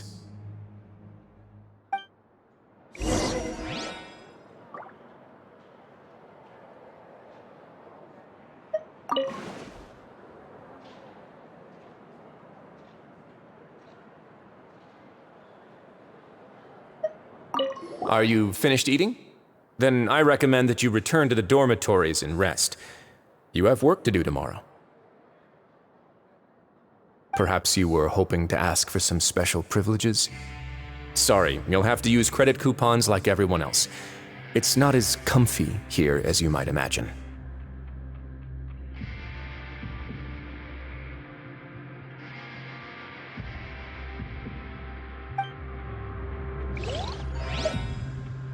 Now that I've gotten a good look at you two, I think you're very cute. After all, heavy is the head that wears the cutesy crown. I guess I just want to say, just take care of yourself and don't get hurt. Grab yourself a welfare meal.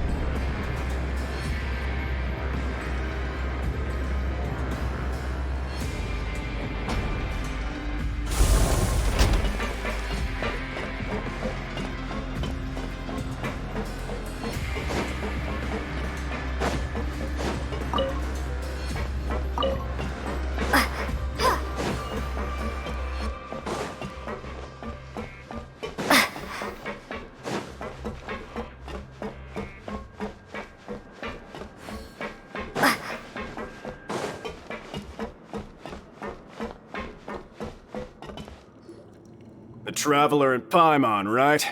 Listen up. As new inmates, the only thing you need to worry about is what to do and when to do it. Don't make any extra trouble for yourself.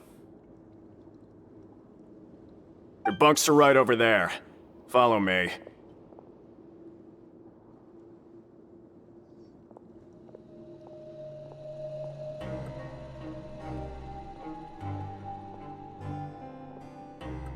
Whew. So this is where we'll be sleeping from now on. Oh, Paimon can't believe this! The days of staying home and reading detective stories are like a dream now.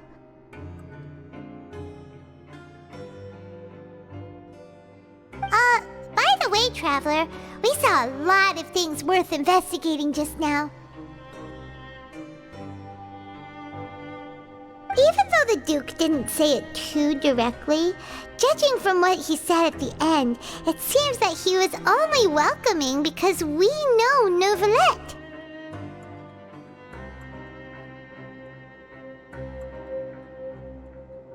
We are criminals, and Paimon did eat that cake, but we're actually here to help Neuvillette.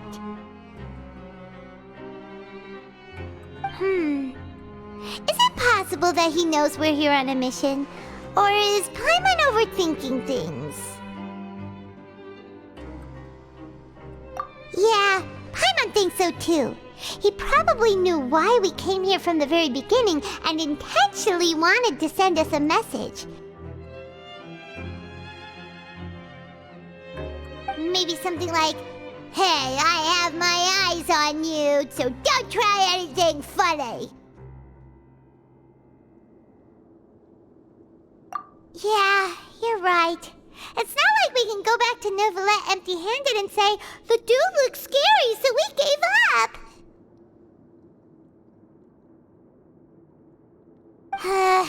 And besides, the Duke said that he was willing to go out of his way to show respect for Neuvillette, right? So, we at least need to try. But Paimon hasn't gotten a clue where we should start our investigation. You mean...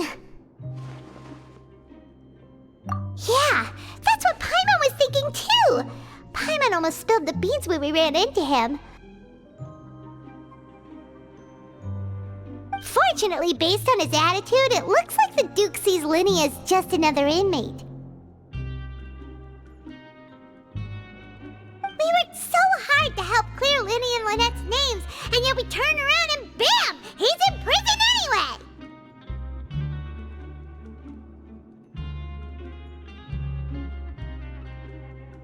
Oh, right! Linny and Lynette are from the House of the Hearth. They work for the Knave, so they could be here to investigate too!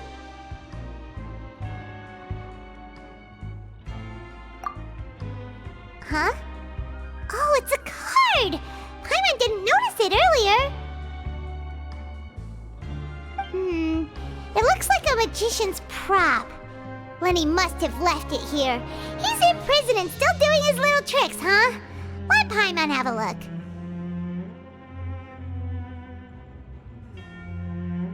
It was nice to bump into you again. Let's catch up in the production zone tomorrow. What in the world? It's written like he's greeting a buddy on the street. Paimon thought he'd write something important.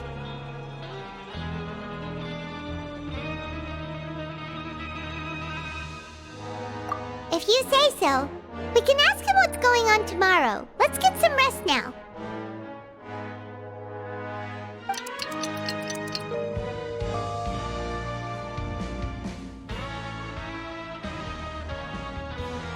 Hey, you're finally awake! Well, it's Paimon's first day as a prisoner.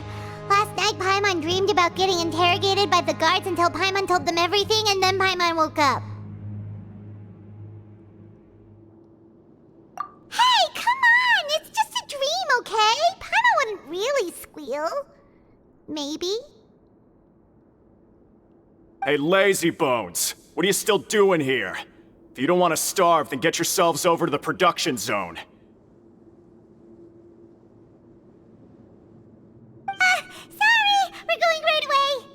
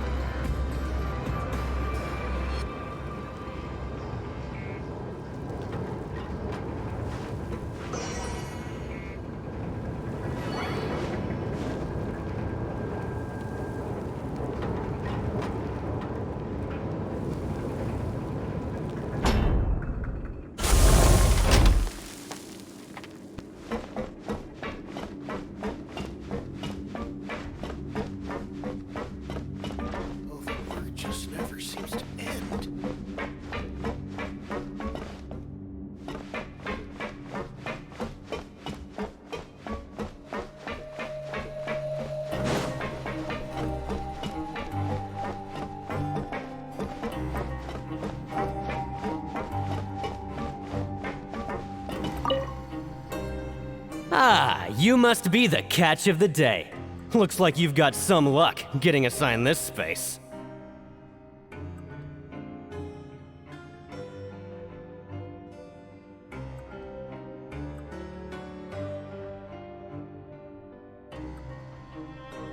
Yep, we just arrived yesterday and...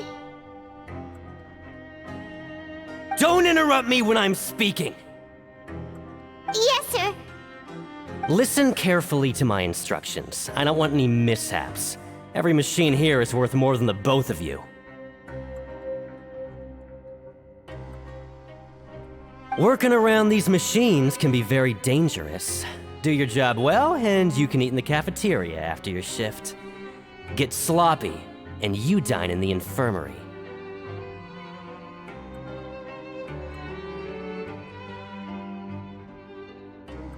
Anyway, the Fortress of Meropide doesn't want to lose a single one of its machines. And it also doesn't want to waste the production potential of any inmate. You got that? Got it! Your job is to use the machine over there to process widgets. Watch carefully, and make sure you step on the pedal at the right time. If the machine gets jammed, then give it a little maintenance with your fist. Here, take this. Bring me the process widgets, and I'll give you some credit coupons in exchange.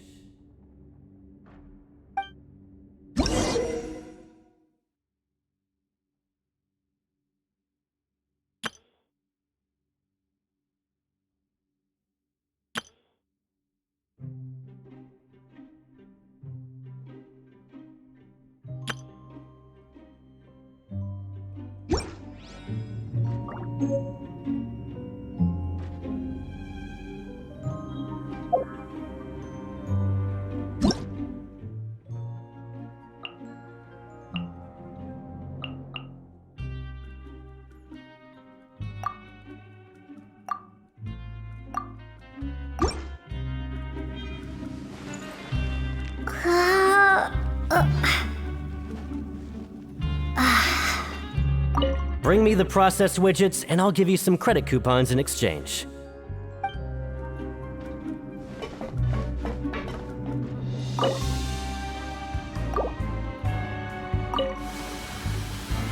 Once the widget is hot enough to glow, jump to step on the pedal and hit the widget.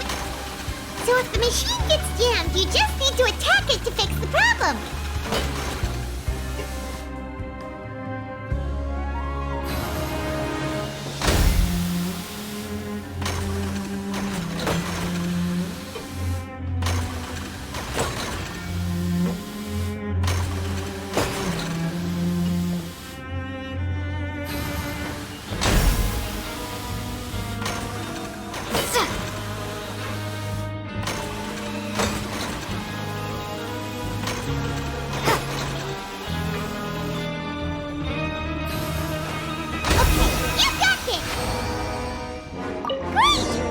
Report back to the foreman and give him the processed widgets!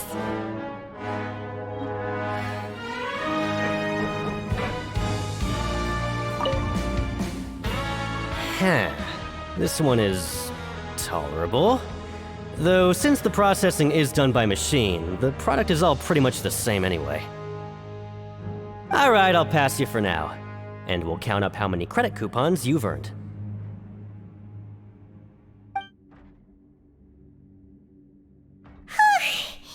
Paimon's exhausted. We're done now, right? Oh, that foreman. He's so scary that Paimon couldn't even speak. Ugh. Even though Paimon's starving and wants to head straight to the coupon cafeteria, we still need to meet Lenny first, right?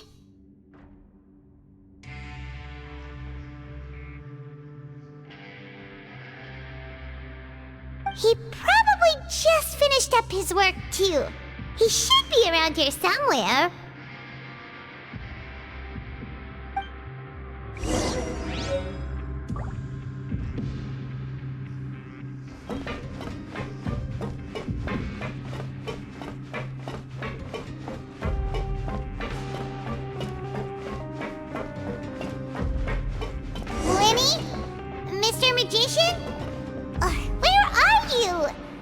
Oh, this better not be some disappearing act. He doesn't seem to be around here. Let's try looking somewhere else.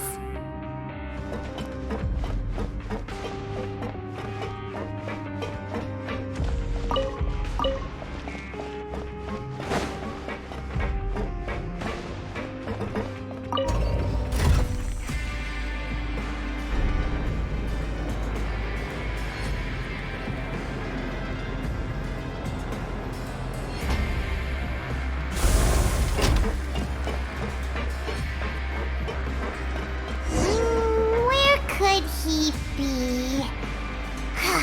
Did he decide to slack off and sleep the day away?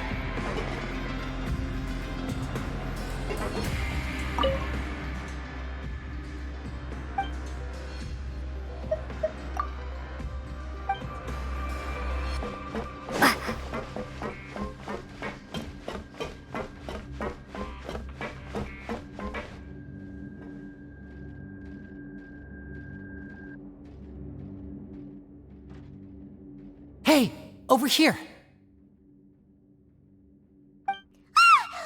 Oh, you scared Paimon!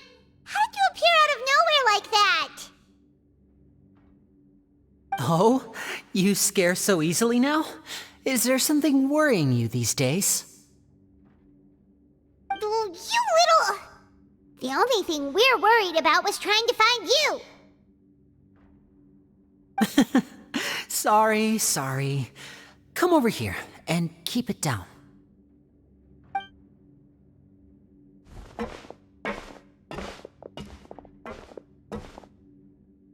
Oh, Lynette! You're here too! You two really are inseparable. That's right. My brother simply can't stand to be away from me. It's not just Lynette. Fremine is also here. Do you still remember him? Oh, you mean that diver from the House of the Hearth, right? Paimon remembers seeing him in the Court of Fontaine before. Now hurry up and tell us, how did you end up as criminals this time? We fought so hard at court to prove you were innocent, but now it looks like our incredible court battle was for nothing! Sadly, even the teeniest of things can land you in prison these days. I put together a street performance and used the popularity we gained from the Opera House incident to attract a big crowd. And then? Next, I invited several audience members to participate in the show. And then, with the entire audience watching, their wallet suddenly disappeared.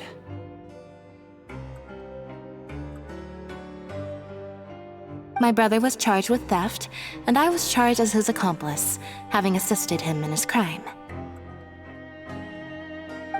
It really isn't that bad. The missing wallets are all in the leftmost drawer of the Maison Gardiennage's big filing cabinet. We just need to see how long it takes to discover them.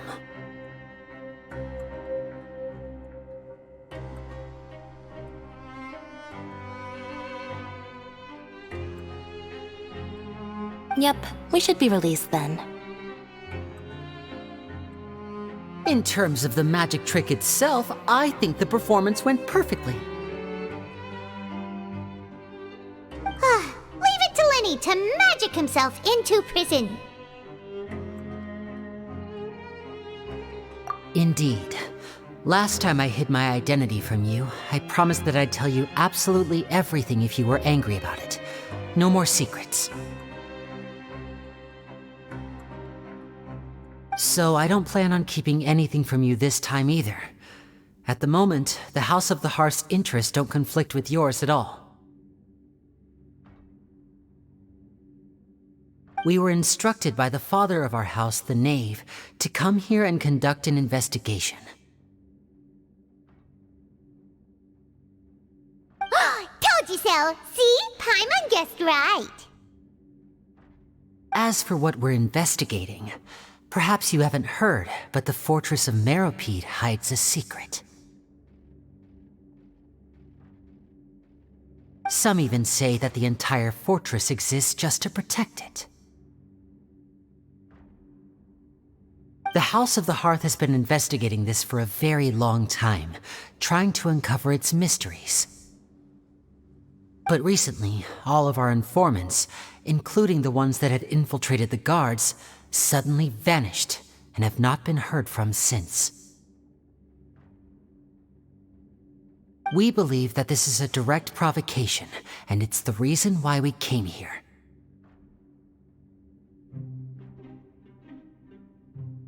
Father has somehow managed to confirm that Focalors does not have Fontaine's gnosis.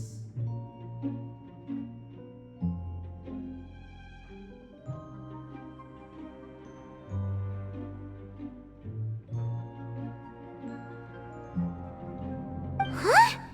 How did she manage to learn information that important? Father has her ways. Many of them are beyond our imagination, and we've never had the chance to see her at work. But we trust her conclusions. It was this information that led us to suspect that Fontaine's gnosis might be in the fortress of Meripede and is related to that secret. So it's all about the gnosis again. Well, that's about it from our side. How about you two? Did Monsieur Nervulette send you here? Bingo! The neighbor's been applying a lot of pressure. She wants to know what happened to Child, so we came here to investigate.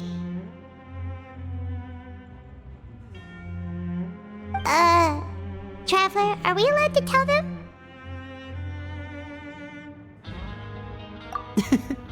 You don't need to worry too much about that. She's just asking for a report on Master Child's predicament as a means of pressuring you.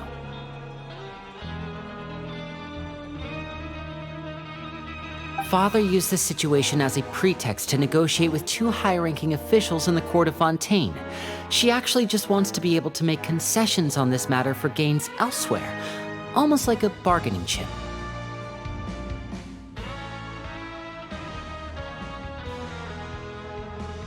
Sometimes you need an excuse to do things you otherwise couldn't. And a harbinger is more valuable than you might imagine. Of course, it's not a complete farce. If we do manage to find out what happened to Master Child too, then diplomatic relations with Fontaine could improve, and Snezhnaya might even be able to adjust its stance a bit.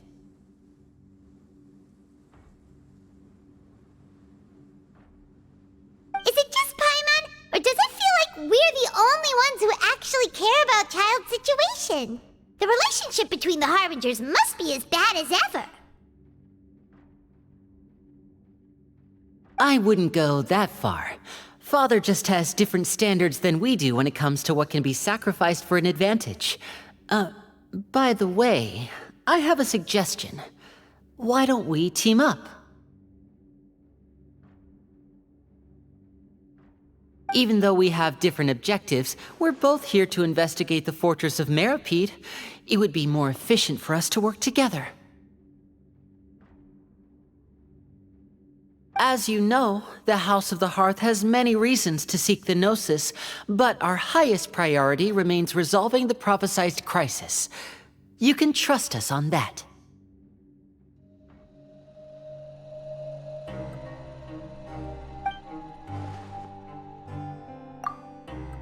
See, I told you.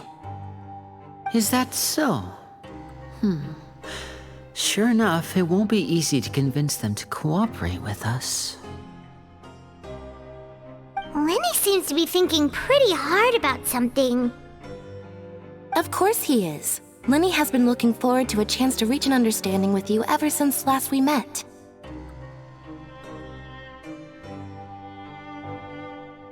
Or, I should say, we were really looking forward to teaming up with you this time. Lynette, just tell them everything, why don't you? It's okay to open up a little.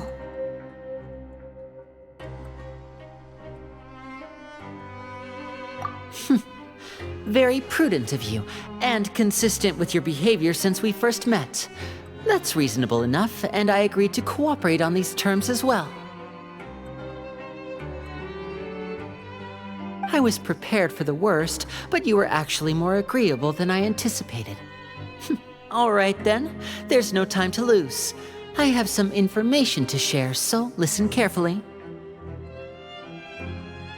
Since Lynette and I arrived here, our investigation uncovered the fact that the Fortress of Meropide has a forbidden zone. Most people just clammed up and wouldn't talk, but after asking the right questions, we were able to confirm the existence of the forbidden zone from the guards. You should be aware of that while you're investigating. A forbidden zone? Could that be where the child disappeared to? You're right, we'll definitely keep that in mind. Good. That's the most suspicious thing about the fortress that we know of so far.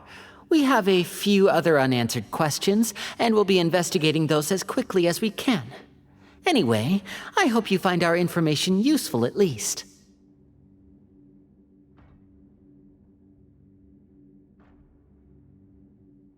Oh, look at the time.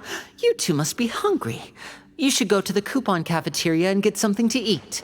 I'll use my cards to get in touch with you again in the future.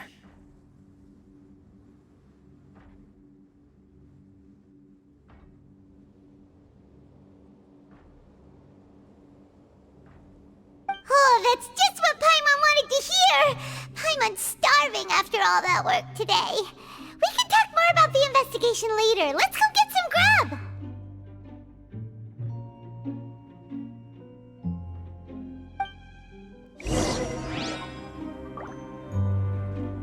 There's some serious noise pollution going on in the production zone.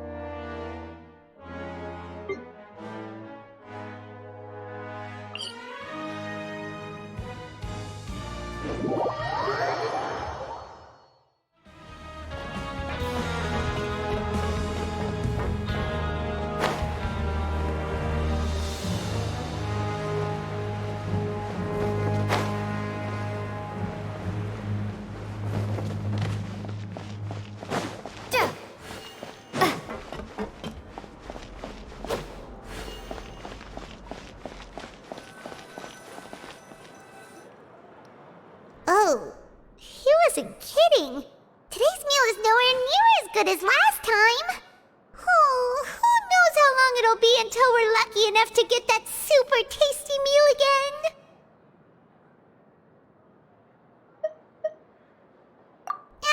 Forget about it then. We'll just deal with the regular food for the time being.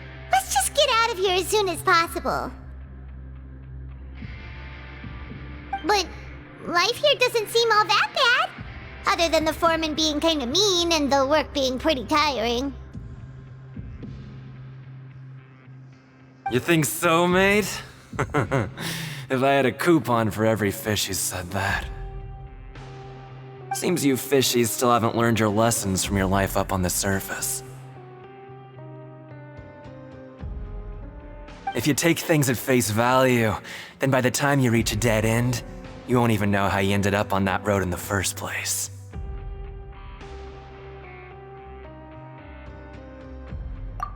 I like your attitude. I can, let you in on a little something. Everyone's been telling you to just follow the rules and not cause any trouble for yourself. Am I right? But what they don't tell you is that the rules aren't exactly what they pretend to be. The rules for being a prisoner. The truth is, this place has a lot of hidden rules. Huh? Hidden rules? What do you mean? Not everyone knows about those rules, but whether you know them or not, once you break one, you might encounter something even worse than death.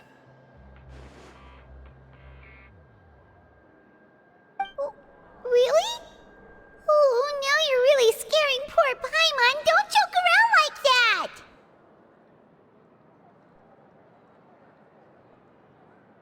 Of course. And I'd say that just disappearing would be one of the better outcomes.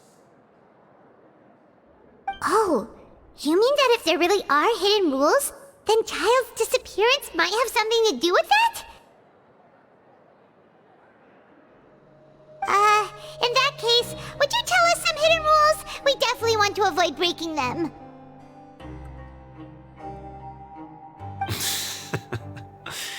Come on, mate. This is valuable information. The difference between life and death.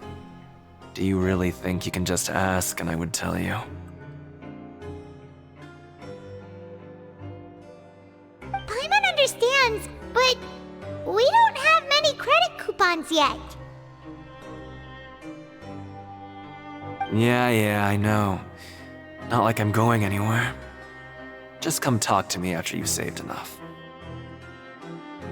Moreover, you're new fish, freshly caught, and completely out of your element. What'd be the point in even telling you anything before you've gotten a handle on your new lives? Come and find me once you've been here longer.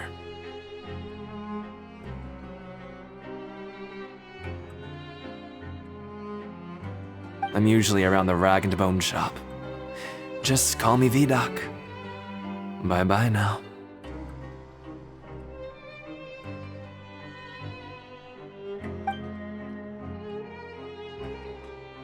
He left. Just like that. Huh. Do you think he's just trying to scare us into buying fake information from him?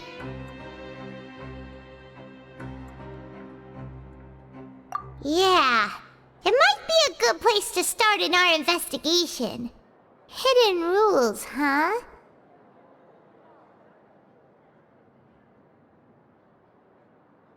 But, like he said, we don't have any coupons, and we're still not familiar with this place. Oh, there's nothing we can do about it now.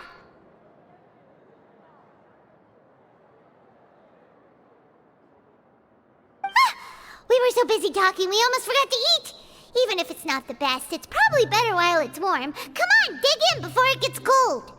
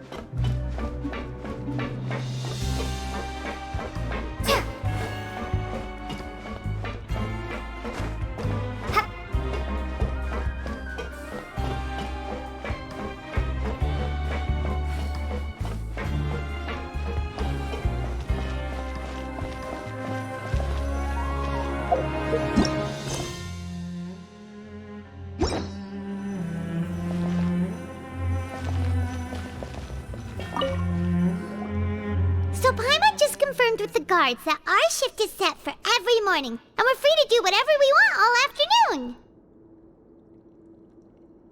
But it seems like most of the other inmates choose to continue working through the afternoon to earn more credit coupons. Oh, and they also said that you can use coupons to skip work in the morning and free up your time. They weren't kidding. Credit coupons really can be used to do anything here. Paimon's so tired. And we'll need to wake up and go to work in the morning. Without any credit coupons, it's not like we can really do anything else. Nighty-night, Traveler. Paimon hopes we can keep making progress on our investigation tomorrow.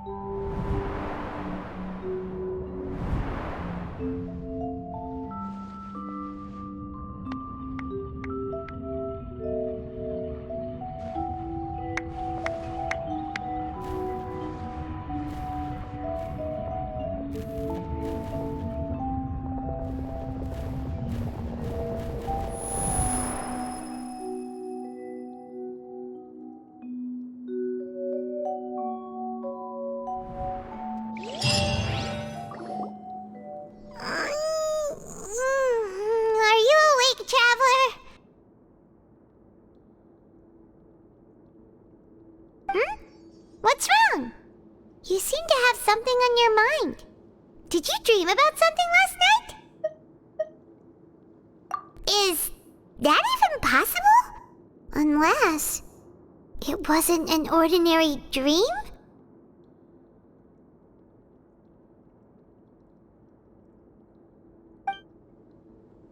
Oh, child's vision! So you had it with you this whole time?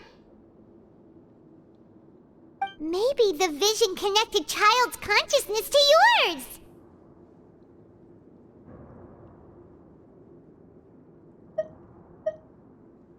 And our investigation has its first major breakthrough! Good thing you brought the vision with you here.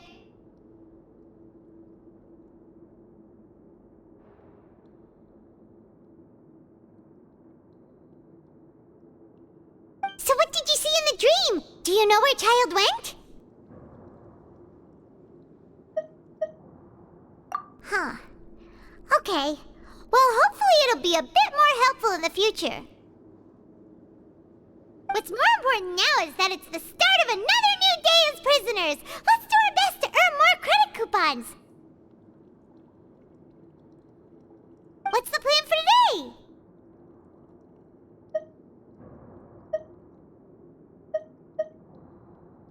Let's go! It's time to start working. If that guard Fielding catches us skulking about, he's sure to give us an earful.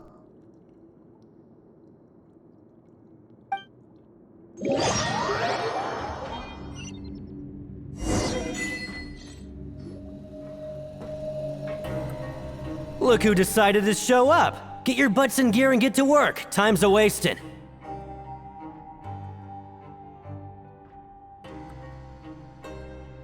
Good, here you go. Remember to give me the widget once you've finished processing it.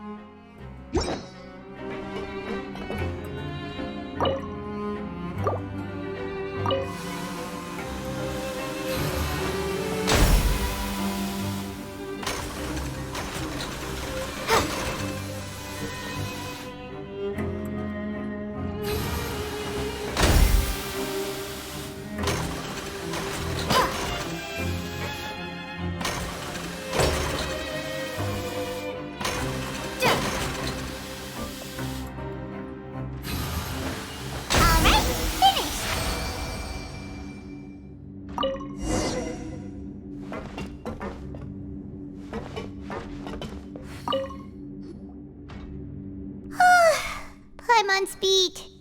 But after so many shifts, it seems we're really getting the hang of it now. Hey there, fellow shiftmates. I saw you finished your work, so I thought I'd come over and say hi. Oh, hey there! We've seen you before. Your assigned workspace is really close, isn't it? That's right. The name's Rowan. This past few days, I couldn't help but notice the new faces working nearby. I guess we were destined to meet. I've been working here for almost 15 years. Even the foreman, Grainville, always calls me Chief.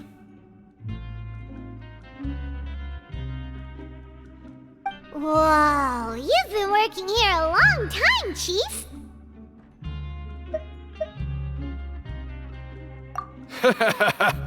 If there's anything you'd like to know, just ask me. I know the work here in the production zone better than the back of my hand. Alright, Chief. We'll be sure to come to you first.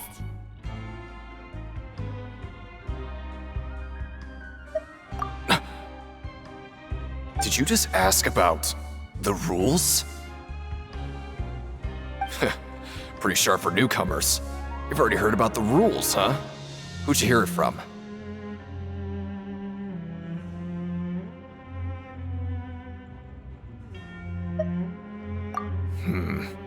Alright. Seeing as I'm the one who came over here, you're already calling me Chief. I guess I can tell you a little. Truth is, you two keep working like this, you might be putting yourselves in danger. Huh? Wait, there's even a rule about that? What would have happened if you never told us about this? Well, it's usually not that easy to break one on accident. The conditions of the hidden rules are usually pretty specific. But once you do break one, bad things happen.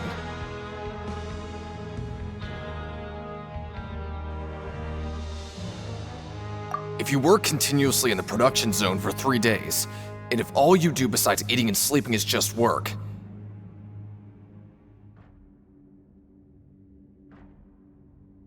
then something bad will happen during lunch on the 3rd day. Huh? Like what? Oh, don't scare Paimon! If I knew that, then I wouldn't be standing here talking to you, now would I?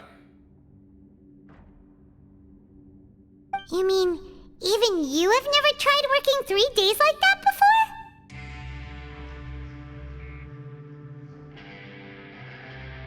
There's actually a legend about this rule.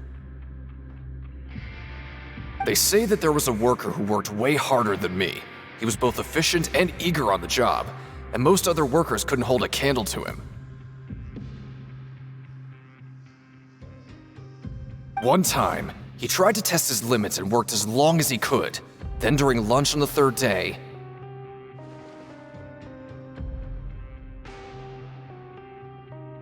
he disappeared into thin air, as if he'd evaporated. Later, some people went and asked some of his past friends about him, but they said, never heard of the guy. What the? How could that happen?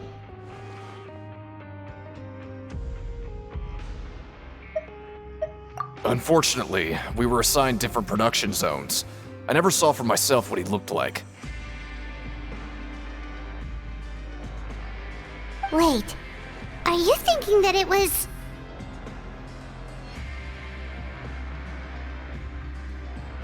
Huh? Oh? You... Listen, kid. This ain't the kind of thing you should be curious about. Let me tell you, you're better off forgetting about it and looking after yourself. Now I kind of regret ever telling you.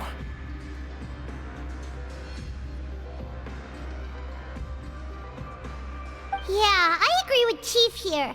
Do you really want to try? Alright, if you insist.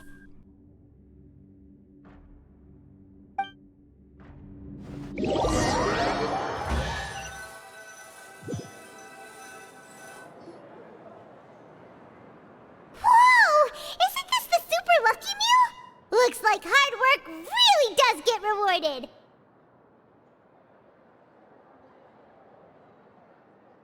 Anne's gonna take her time and savor every bite! What would you like to do this afternoon?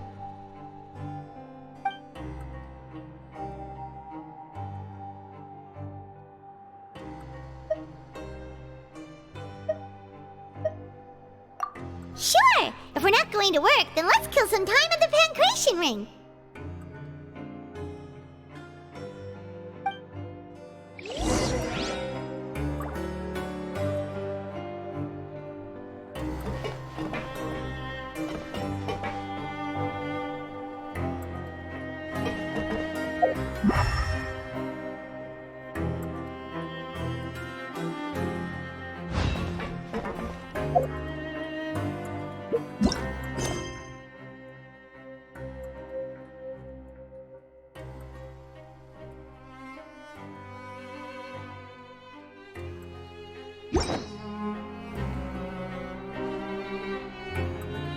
Grab yourself a welfare meal.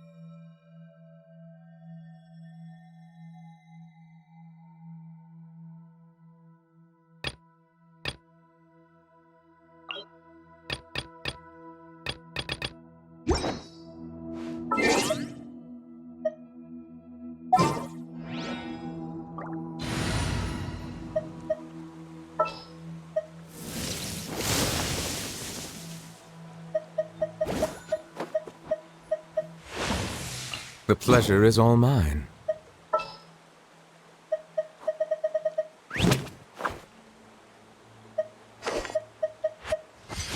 I will bring my notebook.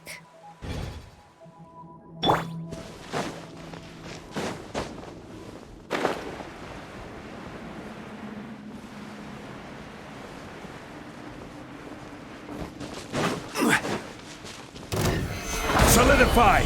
Born of ice and frost.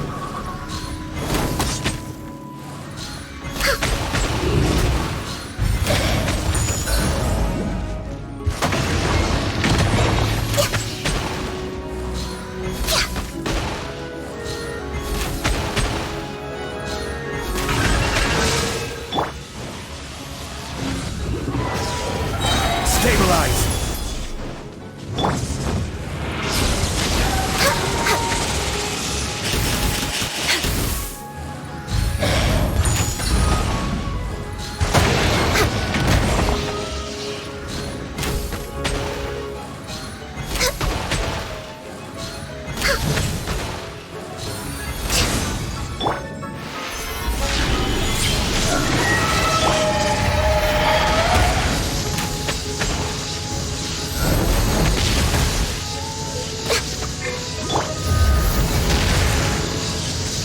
Solidify!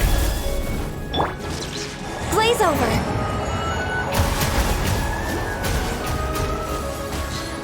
We're way behind schedule.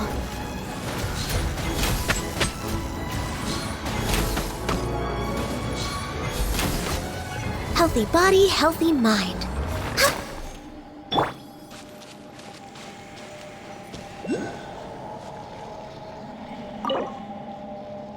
This is something